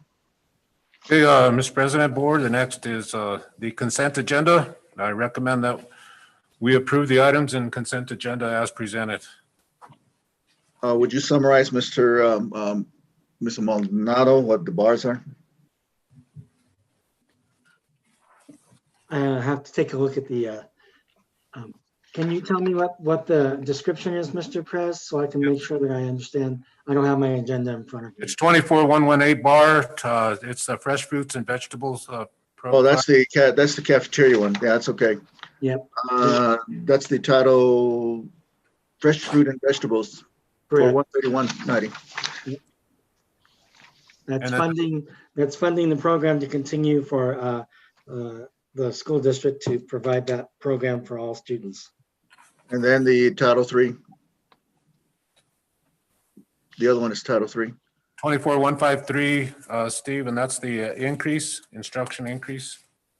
Yeah, that's just when they did the last year's carryover money, we have an increase in that from last year's carryover. So we're just accepting that so that we can use that in this year's funding. Fairly Okay. standard. That's professional development for virtual instruction. Yes. Okay. Yep. And then bills and expenditure report for November, the typical standard November report. All right. Payroll, AP, yep. The recommendation? Again? So move. So moved by Dion. Is there a second? Okay. Seconded by Emily Hunt Daly to approve the consent agenda. All those in favor say aye. Aye. Those against? Motion carries. Mr. Perez, Superintendent's report, STAR team. Yes, sir. So give you a brief update on some of the things that we're doing to work through the next few weeks before Christmas. The STAR team is basically an effort that we're putting together to support the schools with maybe some of the students that they've been working so hard to reach that have not been connected with yet. As you can see, there's some successes. I know that, for example, the presentation you just heard during San Rafael, they're connecting with 100% of their students, which is great. It's not that way completely at every school, so we're just lending a helping hand. And what we're going to do is like our district administrators, we want to get a list of students who there might be struggling to connect with, and we're going to go out ourselves and maybe in pairs and connect with, hopefully we can connect with the families and check and see what their needs are, their social emotional needs, their technology needs, their social emotional, the social emotional aspect, connected with the counselors, and they're working on a checklist of things that we should be looking for when we do connect with the families. So that STAR team is evolving. I think we have a meeting tomorrow in which we're going to start matching families with the teams and see what we can do to help the school. We're not replacing any of the efforts that the schools are doing, but we're just throwing an extra support in there to help because we know that principals and teachers are not always able to get out and leave their students.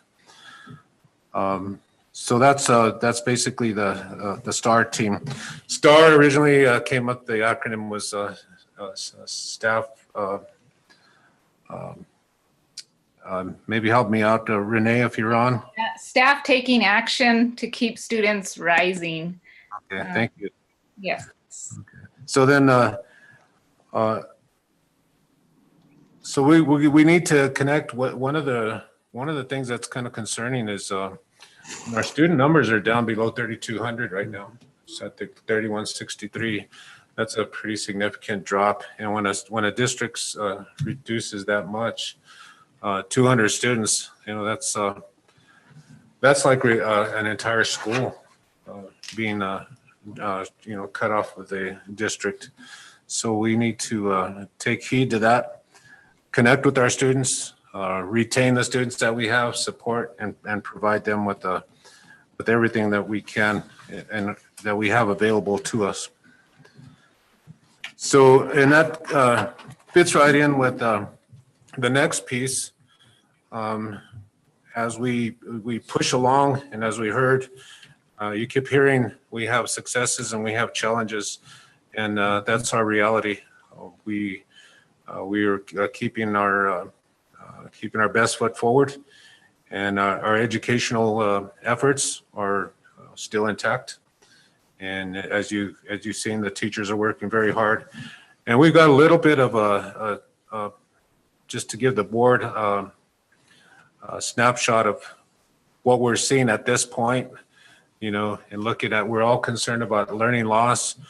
We're all concerned about the long-term impact of what this is all going to do for us in the next few years and for our students later on. But I can tell you we're doing everything that we can to see that doesn't happen to our students. And so the academic side, Renee's here to share a little bit on that part. Go ahead. You're on mute, I think. Is this the STAR team she's still talking about? No, we're moving on to the education. Okay. Yeah. If you have, before you go, are there any questions about the STAR team, Ms. Hunt or board? Just maybe a report on your findings at the next board meeting or whenever. Okay.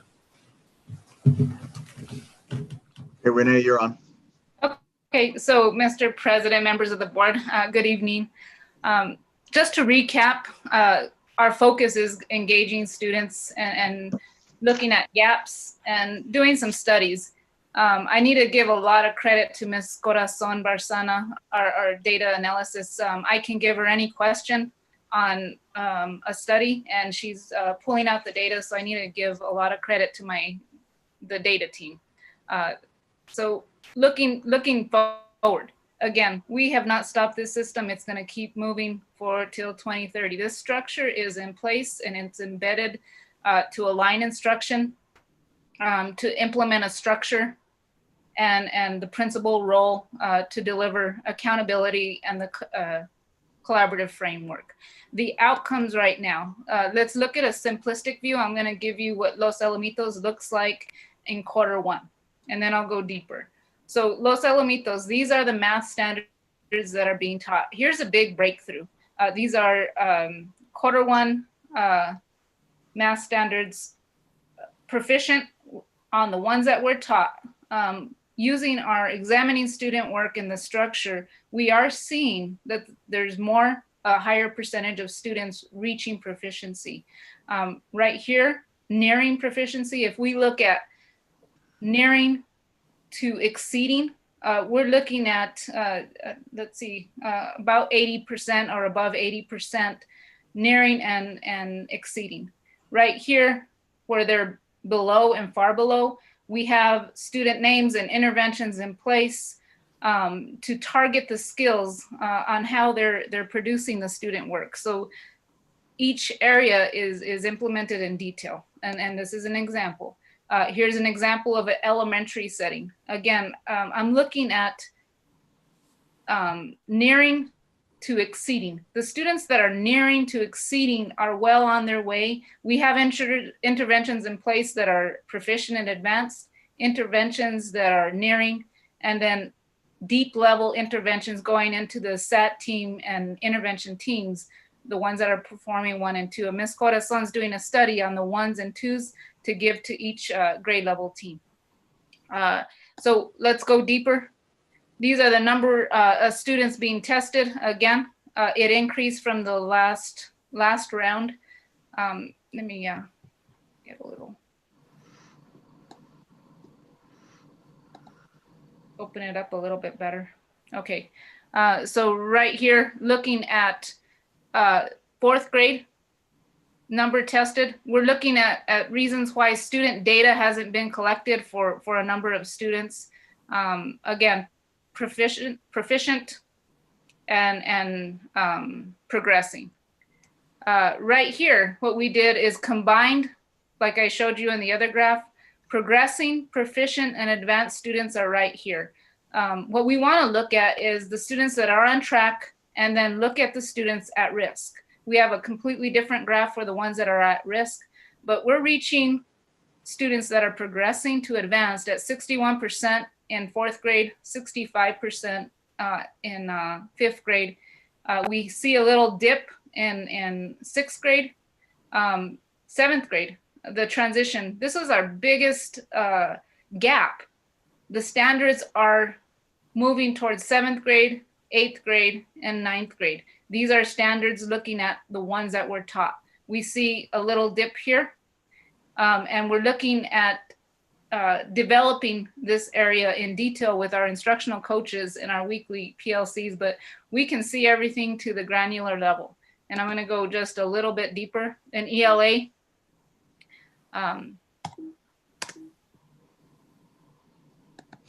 Right here in ELA, again, we broke it. This is math. We broke it down, but I want to show you the ones that are progressing and exceeding. That's the red one right here.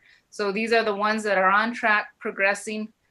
Big breakthroughs in 5th grade. We need to find out what's going on in 5th grade. Algebra 1, we saw from 0%, we're already rising in Algebra 1 of students progressing. Geometry and Algebra 2. We're looking into the areas of students that were not tested or the data is not showing up yet. Go back, Canal, go back too fast. Okay. Let's stop right there. Okay. I'm looking at the, not the bars, but you're discussing the line graphs. Right. 45, 84, 71, 79, 65, 28, 48, 45. And you're showing that, and I think that you're saying that these are students who are progressing. Yeah, progressing, proficient, and advanced students are right here in blue. These are the number tested. If you look at the red and the number progressing to advanced, it's 45% from the red, from those that have been tested. And so if you look at this one, you tag it on the red, those are the number assessed. This is our enrollment, number of assessed, and number progressing to advanced, 84%. That's how we measure and tighten up our interventions.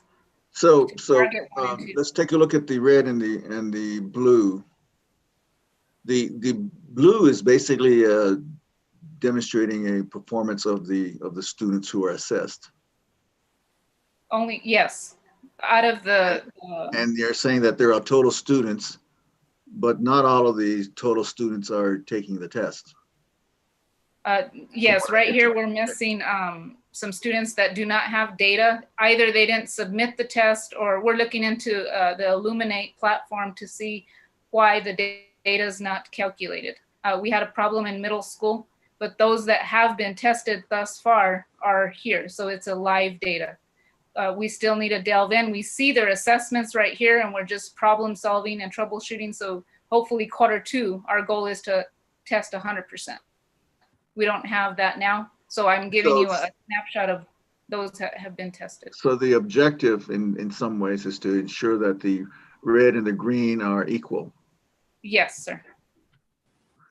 then that tells us that all students who are attending school are also being assessed. And the blue is basically telling us their performance. Correct. Okay. Shall I proceed? Yeah, thank you. So right here, we're doing another study on students that turn in work and do not turn in work and compared to their assessment data. The one in red are students that have been consistently submitting their homework and assignments. The ones that have not are obviously scoring below. We still have more data to collect, but we're asking every teacher to disclose the engagement of students. So in this summary, it's ELA. The ones that have turned in their homework and are engaged are scoring above the 40% in areas. So we're gonna complete this study as we go. And then Excuse if we me. look at math, What does the red mean? the red are the students that have submitted and are engaged, showing assignments. And this is in comparison with our Illuminate assessment that I showed you earlier, our interim assessment results. So out of those that have a score, we looked at every student and asked the teachers to look at their enrollment, which students are engaged and not engaged, and then we put their Illuminate score next to it. That's more to do with student classroom behavior. This is engagement, yes. Not so much about the student course performance. It has to do with Right. engagement. Engagement. Behavior. So if you are not turning in your work, We're seeing a you're decrease. less engaged. If you are turning in your work, then you're more engaged. Yes, and your scores are showing higher scores as well. So we Where do the scores? Where's the I would table? have to pull up the pivot table and it shows all the student names. This is just a result Okay. of the All right, student. got it. And so again, the standard aligned focus, every student was assessed on the same thing district wide. We're continuing to strengthen this area. That's just an example that I shared last time. Okay, And then back to again, yes. Renee. Back to that previous engagement. Are the this is what I would assume is that the teachers in their PLCs are discussing this type of performance profile Yes. of engagement and not engagement together, Yes, sir. so that say there's 3 or 4 first grade teachers, they would be able to regularly, systematically, consistently look at this kind of data and discuss it and share their ideas as to what is happening, and then try to come up with some remedies or some solutions to try and get the kids to be to turn in their work, and so that the blue rises to the red. Actually, I would suspect then that the blue represents those who did not turn in their work. Okay. Yes. And so to take it deeper, we utilize other areas to measure engagement, studying of student work. And so without the student work, we can't measure or determine gaps or interventions. So without the work, we can't. But as we study That's student more. work and That's internal- more important. That's Yes. that's more important than this. Okay, got it. Yes. And so that's why we're doing the engagement study, so we can encourage teachers to go deeper in analyzing student work. All right. Okay, and again, the focus is aligned through the district. So everyone had these same standards, grades 4 through 11 assessed. And so when we break it down by grade level, let's see.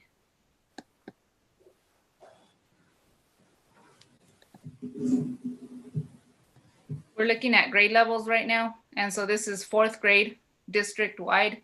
So this is broken down into standard. During those weekly meetings, we review the standard that was taught, and we review the student work and the interim assessment to see the calibration.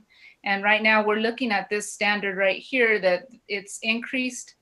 And Ms. Corazon has also did a comparison to last year, and we have seen an improvement because we're tapping into a parent resource that they're getting supported by parents in measuring student work and performance in the assessment. So we look at everything in detail on the standards we need to work on. And some of these standards, you know, the writing standards and reading standards are areas that we discuss in the weekly meetings. So the breakdown of 4th grade, these are the standards that were taught in 5th grade and assessed, and so forth. These are the Illuminate 5th grade ELA. 6th grade math, we're seeing a nice growth, and our goal is to increase our standards that are being taught so we can look at our program evaluation. Any student walking into a classroom, we have a system to teach a standard district-wide. And so you look at gaps in ELA in 6th grade, and then you look at strengths. And again, this is our first interim. Our next window will start, I believe it'll start Monday and January 15th. So the teachers have vetted the assessment and will do the same thing. Of course, they do have detailed standards, how the questions were answered, the rationale for the right, incorrect, and the correct answers. So there's a lot more deeper. This is just a snapshot. 7th grade, again, we're seeing some breakthroughs in 7th grade that we're seeing an increase on the focus of the standards. And when you look at everything and combine 3 interim assessments and get an average, it does calibrate to a state assessment, as we can actually do a projected, how each student will do projected score in a state assessment. Will be well prepared by the 3rd quarter if we continue this progress. Again, So you think that you can predict? Yes, I've seen it happen. If you can calibrate the assessment, the standard, and average it for 3 interims, once you average it, it's within 5 deviation, 5 above or 5 below. But I've seen it as the more you calibrate and teachers vet the assessment and you align the system, you can do a projection of how they're going to assess. And you can also have students set their goals, showing them, I've mastered this many standards. This is my average, and this is my growth. This is what I like to see. Yeah. I remember doing this. I remember I would create a spreadsheet for each child. Right. Every child was able to enter in their own performance data for each one of the standards that was being taught, so that when they were to go to a meeting with their parents, they could pull up their own profile, their own portfolio that would indicate these are the standards that I didn't know at the beginning of the year, at the beginning of the quarter, and these are the standards that I now know. And so I didn't know 20 of them, now only don't know 2 of them. In other words, progress. So I can see where we can help the students track their own performance so that they can have a clear idea of what it is that they are doing.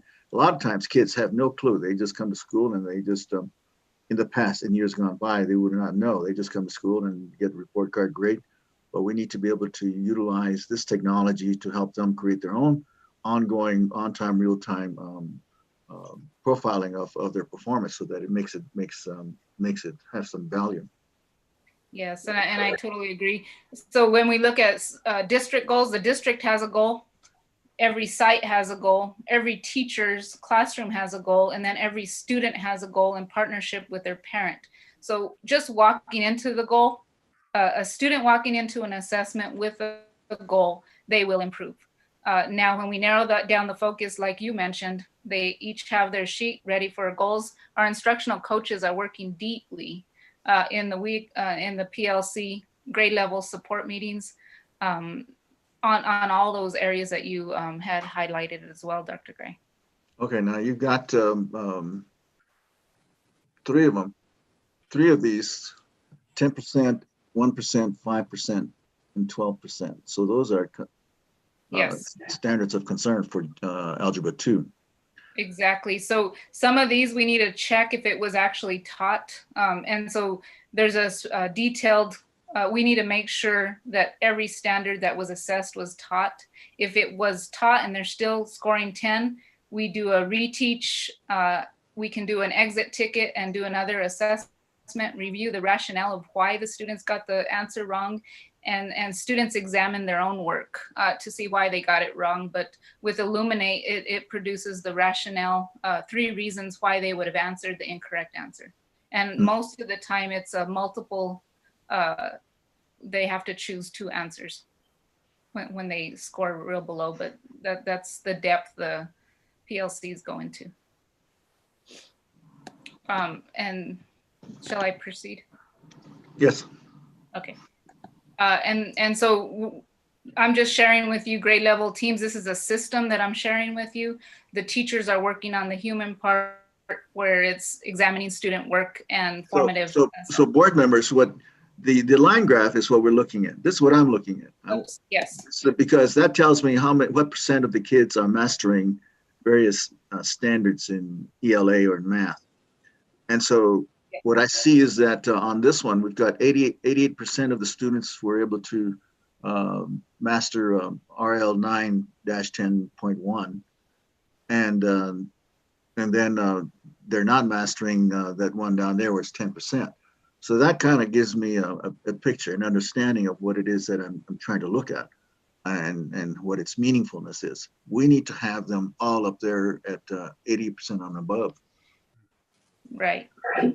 And that's what guides our plans. So if we're going to do our lesson plans during the PLC and next steps, we're going to look on this standard, develop some strategies and plan based on the data that we're sharing, along with, again, I always keep mentioning student work. Yes. And so we'll see the same thing. This is ELA 10th grade. This standard, these 2 standards, I believe they were not taught because they're further into Q2. So we'll have to, as we vet the assessments, we need to make sure we're targeting students that, standards that were taught. Yes. Yeah. Aren't you supposed to assess those that are to be taught? Yes. So sometimes in an assessment, we like to throw in, you could throw in a question. Obviously, they were not ready. This is one of the writing standards towards the end that we have not taught yet. So calibration, this is our 2nd year doing this, and our calibration is getting stronger and stronger because the teachers are calibrating what standards are aligned with the district expectations. And so again, here's, you can see areas of concern and areas of celebration. And then again, it's gonna all tie into the goal of excellence and academic achievement. All schools are focused on specific standards, assessment and schedule is in place, and that collaborative structure is number 1. If we can build teacher and leadership capacity, we're going to build strategies and instructional performance of teachers. Student achievement is improving as we speak. Just looking at San Rafael, and you can feel the connection with San Rafael staff via virtually or remotely. I can imagine when we just get back, grants will be rising. And right now it is rising and it's becoming systemic. We're seeing the processes in place. Regardless of resources, the focus right now is on the collaborative structure and standards. That's never going to go away, and that process will remain student-centered. So regardless of what resources or platforms, we're still using that collaborative focus to work on it. Again, it's a student-centered learning system. I've seen it work in many capacities. And so it's leaders, teachers, systems and accountability, instructional and support systems, all geared to that student-centered learning system.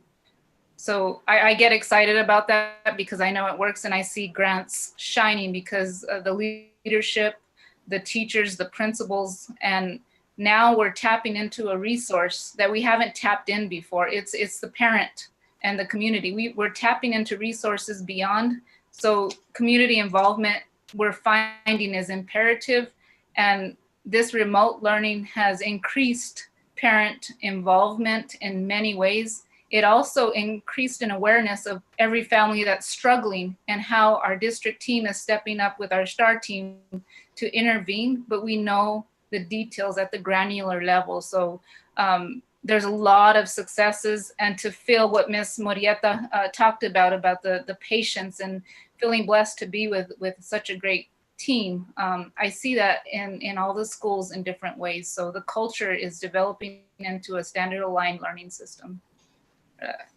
That's all I have. Unless you have any questions. About 20 more. That's all. Just kidding. That's all. I'm ready for you, Dr. Guy.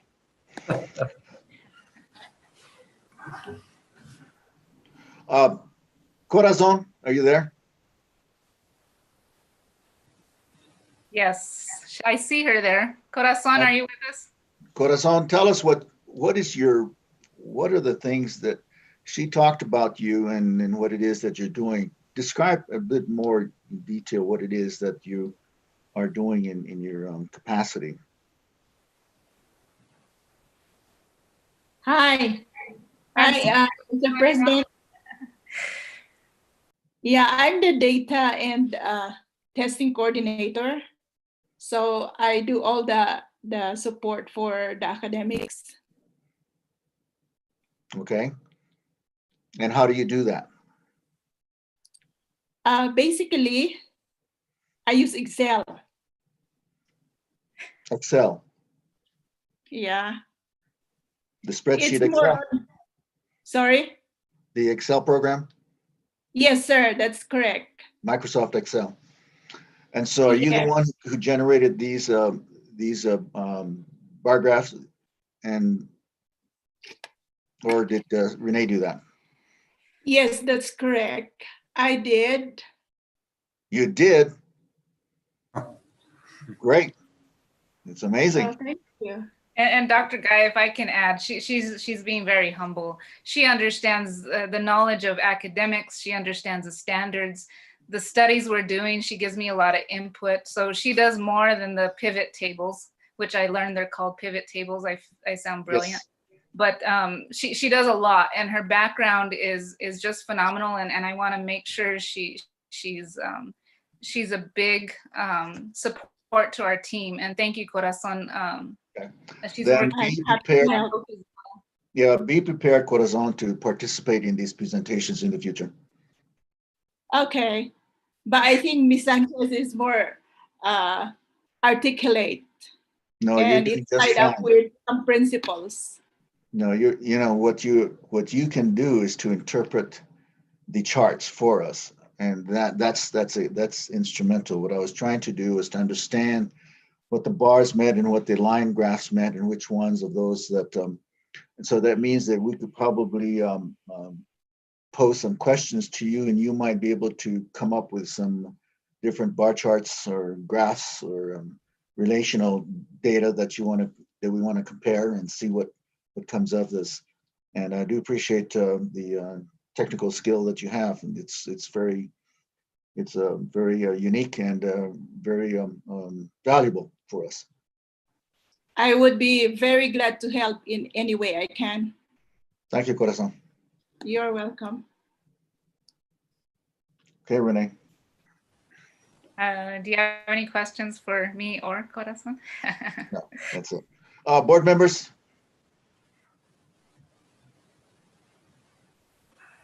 I guess they're all studying the graphs. Mr. Pettis. Yes, sir, Mr. President, Board. So that gives you a snapshot of how we're looking at data, how we're looking at student progress, and how we'll be monitoring how our students are doing through all of this, all these challenges. So that's what we have. The other part of the update, Mr. President, Board, I just wanted to share with you the health update, which is our reality. I have to compliment Sonia Hernandez, our health coordinator, who's been very helpful and keeping that coordinated, organized, reported to the state, the many situations that we're dealing with COVID connections, positive cases, possible cases, and that kind of thing. And also who's helping lately is Mr. Vance Lee, who's also helping with making sure that we're transparent with all of the things that are going on. We think it's in the community's best interest to just share as much as we possibly can. I'll give you an example of one piece of the report. If you've been on the website, on the front page, and you scroll down to GCCS COVID case active summary sheet. This is also something that Ms. Corazon has helped us put together. And it takes a minute there. But so as you can see, this is live. So anytime that Sonia puts in a report to the state Environment Department, New Mexico PED, she will also place that data here, and so it'll automatically. Is Sonia on? Is Sonia here? Is Sonia there? Can she talk about this? So Ms. Hernandez. Hernandez, are you on? Here you are.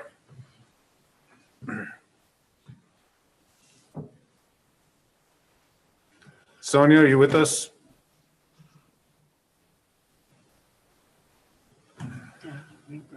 I'm here. Can you hear me? Yeah, we can hear you.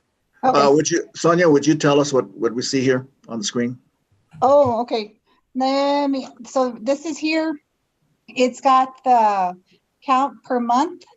So all the positive cases that I get that is reported to me, I enter it in here. And then it also has the age groups. So when I report to the state, they want to know their dates of birth for each individual before they'll even give me a case ID. That's for the PED. When I report to the New Mexico Environmental for a staff member, we have 4 hours to get that report in. When I report to the PED for either a staff member or a student, we have 6 hours to report that. But the information that's reported is there and it's per month. Okay, so each one of them have case numbers associated with them. Yes, I do. Okay. So along with this, Mr. Guy, with all of the reporting, they've developed a system in which after 4 cases that meet criteria within a 2-week period, that criteria is like the person is actually present, possibly contagious on site. If you have 4 of those at a particular site, you get onto watch list. Watch list.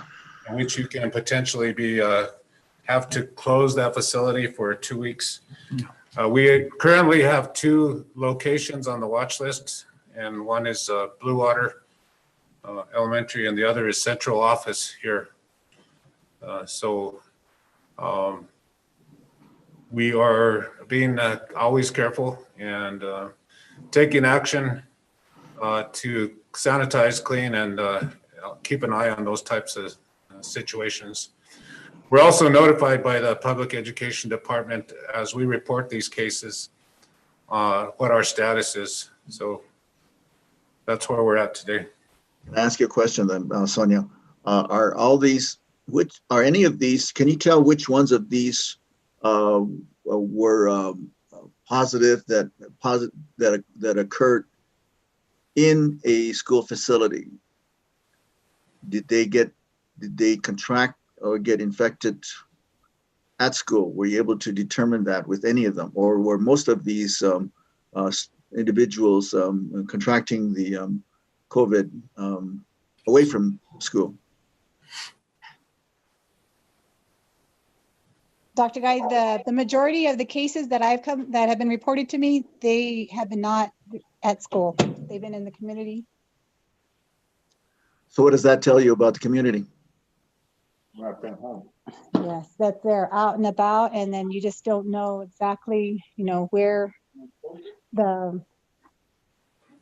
everything, where people are going and the different places.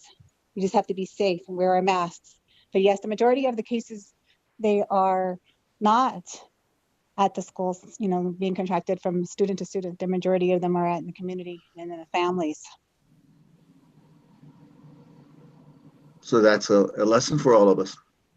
I have a question, Dr. Guy. Sonia, that 0 to 1726. Yes. That's 26 of our students. Correct, in that age group. And do you have like, well, without having to be nosy about it, but are they doing well? Are we keeping track of that? Yes, ma'am. Every time I talk to the families, I ask how the families are doing, the individual students, their parents, their grandparents. I also ask if they are able to get food or water to them also. And a majority of them, yes, they have someone coming, they have family members dropping off supplies to them. And I'm happy to report that if they don't, our district has also been able to provide supplies to them. We have a very kind, caring district. That was my next suggestion, or to keep us informed if the board can help in any way. I can, thank you. And yesterday I talked to Mr. Pettis, and today there was some supplies from our staff at central office, and I believe central office, Mr. Pettis? Yes, and we collected some food from the food pantry, and a couple of our staff members also contributed to helping a family out that was quarantined because they were COVID positive. Are we able to tell, okay, you can identify them by schools also, correct? Correct. The numbers are there. I don't think it's in this here. This is by month, but there's also a summarization where it's individualized by school sites. And I'll have to interject. The reason we're not publishing it by school is because it gets too close to identifying. Until we get larger numbers, then we can identify it by school, just for HIPAA. Mr. Pettis is correct. Thank you, Mr. Pettis. Well, I needed to know whether you guys are doing that so that you have an understanding of the yes, of the demographics of every school, so that you can communicate effectively with the families and or the communities, particularly say for instance Laguna or Acoma. If you were able to discuss with them without names, but this is the circumstance that we are facing with respect to their children in Acoma or Laguna or at Baca Pruitt. So. Yes, sir. They are. I do, from what I've heard with Mr. Sanchez, the principal at Laguna Acoma Junior Senior High School, when there has been, and I know there's not students there, but there's been some, staff. But if there's anybody in the community, there's been help. That's and what he's told me. Not only just not necessarily at the school site, but in the community, that if there's someone there that's affected by COVID, the tribes have been helping with supplies for both Laguna and Acoma. Okay, more to be said, but thank you very much. Thank you. So again, I'd like to say we live in a very kind, caring community, and that's the whole area, the whole district. Super. For clarification, I'd like to add that Sonia keeps very detailed records on every single one of these cases. No doubt. Also, Dr. Guy, I think we should also note that our school district is continuing meals, and it seems like we might be the only district still doing that. And so send a shout out to our kitchen staff for their diligence in getting our community children fed. I think without them, some of them would probably not have a meal. And I appreciate Mr. Pettis ensuring that our community children are continued to be fed from all schools, not just Grants District schools, but for all schools. I really appreciate that. Thank you. Thank you. And also just to shed as I usually do, a statewide perspective, as of Sunday, there were 15 out of the 89 districts. There were only 15 that are doing hybrid at this point, and the rest are doing total remote.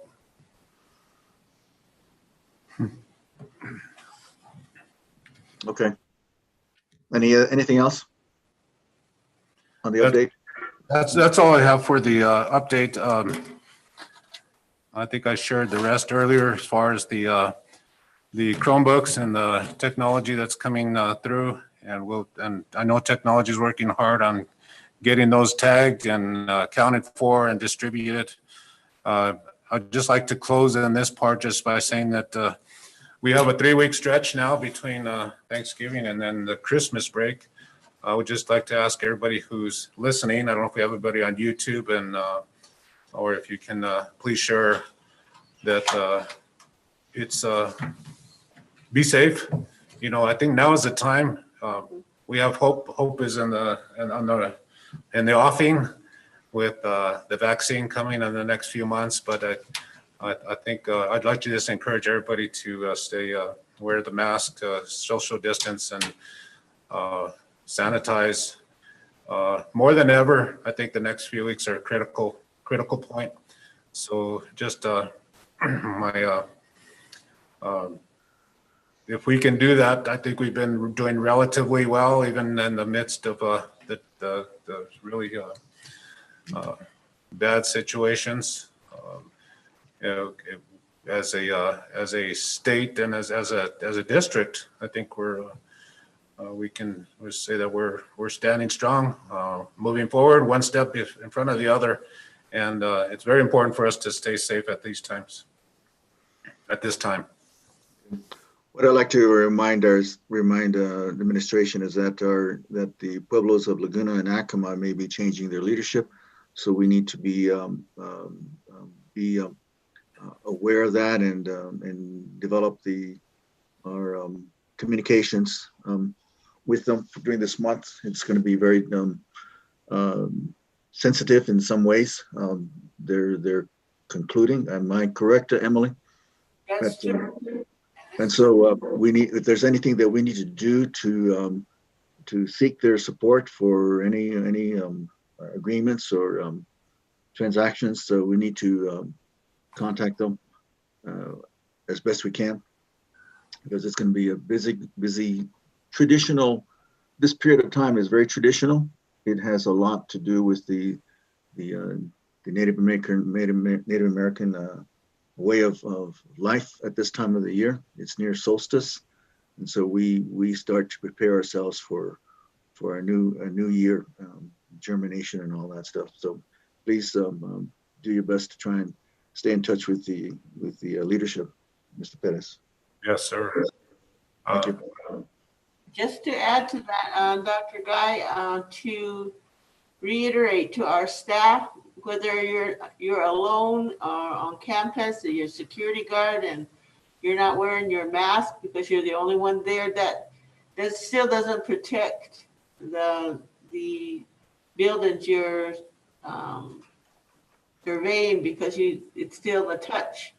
And so please wear your mask, everybody, whether you're alone in your office all by yourself. It seems like it's important to continue to wear our mask at all times and to continue to sanitize. We want to keep you all safe, teachers, staff, district office. Just stay within those guidelines and we'll get through this. Thank you. Mr. Perez, have we concluded? That's the conclusion. I think the announcements are self-explanatory, and that's all I have. One more thing. You need to communicate with Linda Covey,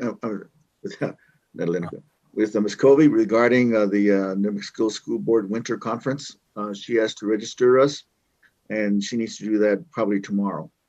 Okay. So those of you who participate, please communicate with her. Thank you. NMSBA conference starts on the 3rd. Friday, actually Friday for us. Yeah, Friday's Saturday, is that correct? Friday and Saturday, yeah. So it's pretty much keeping the traditional schedule. Yes.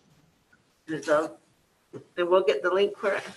Yes, if you're interested, just contact Emily Covey, and she'll get you registered, and then you can just participate online. All right. Future agenda items, adjournment. Is there a motion to adjourn? So moved. So moved by Emily Daly, seconded by? So moved. Second. Moved by Dion. All those in favor of adjourning, say aye. Aye. Those against? Motion carries. The meeting is adjourned at 7:39. Thank you very much. You may, Mr. Martin, you may have us all leave the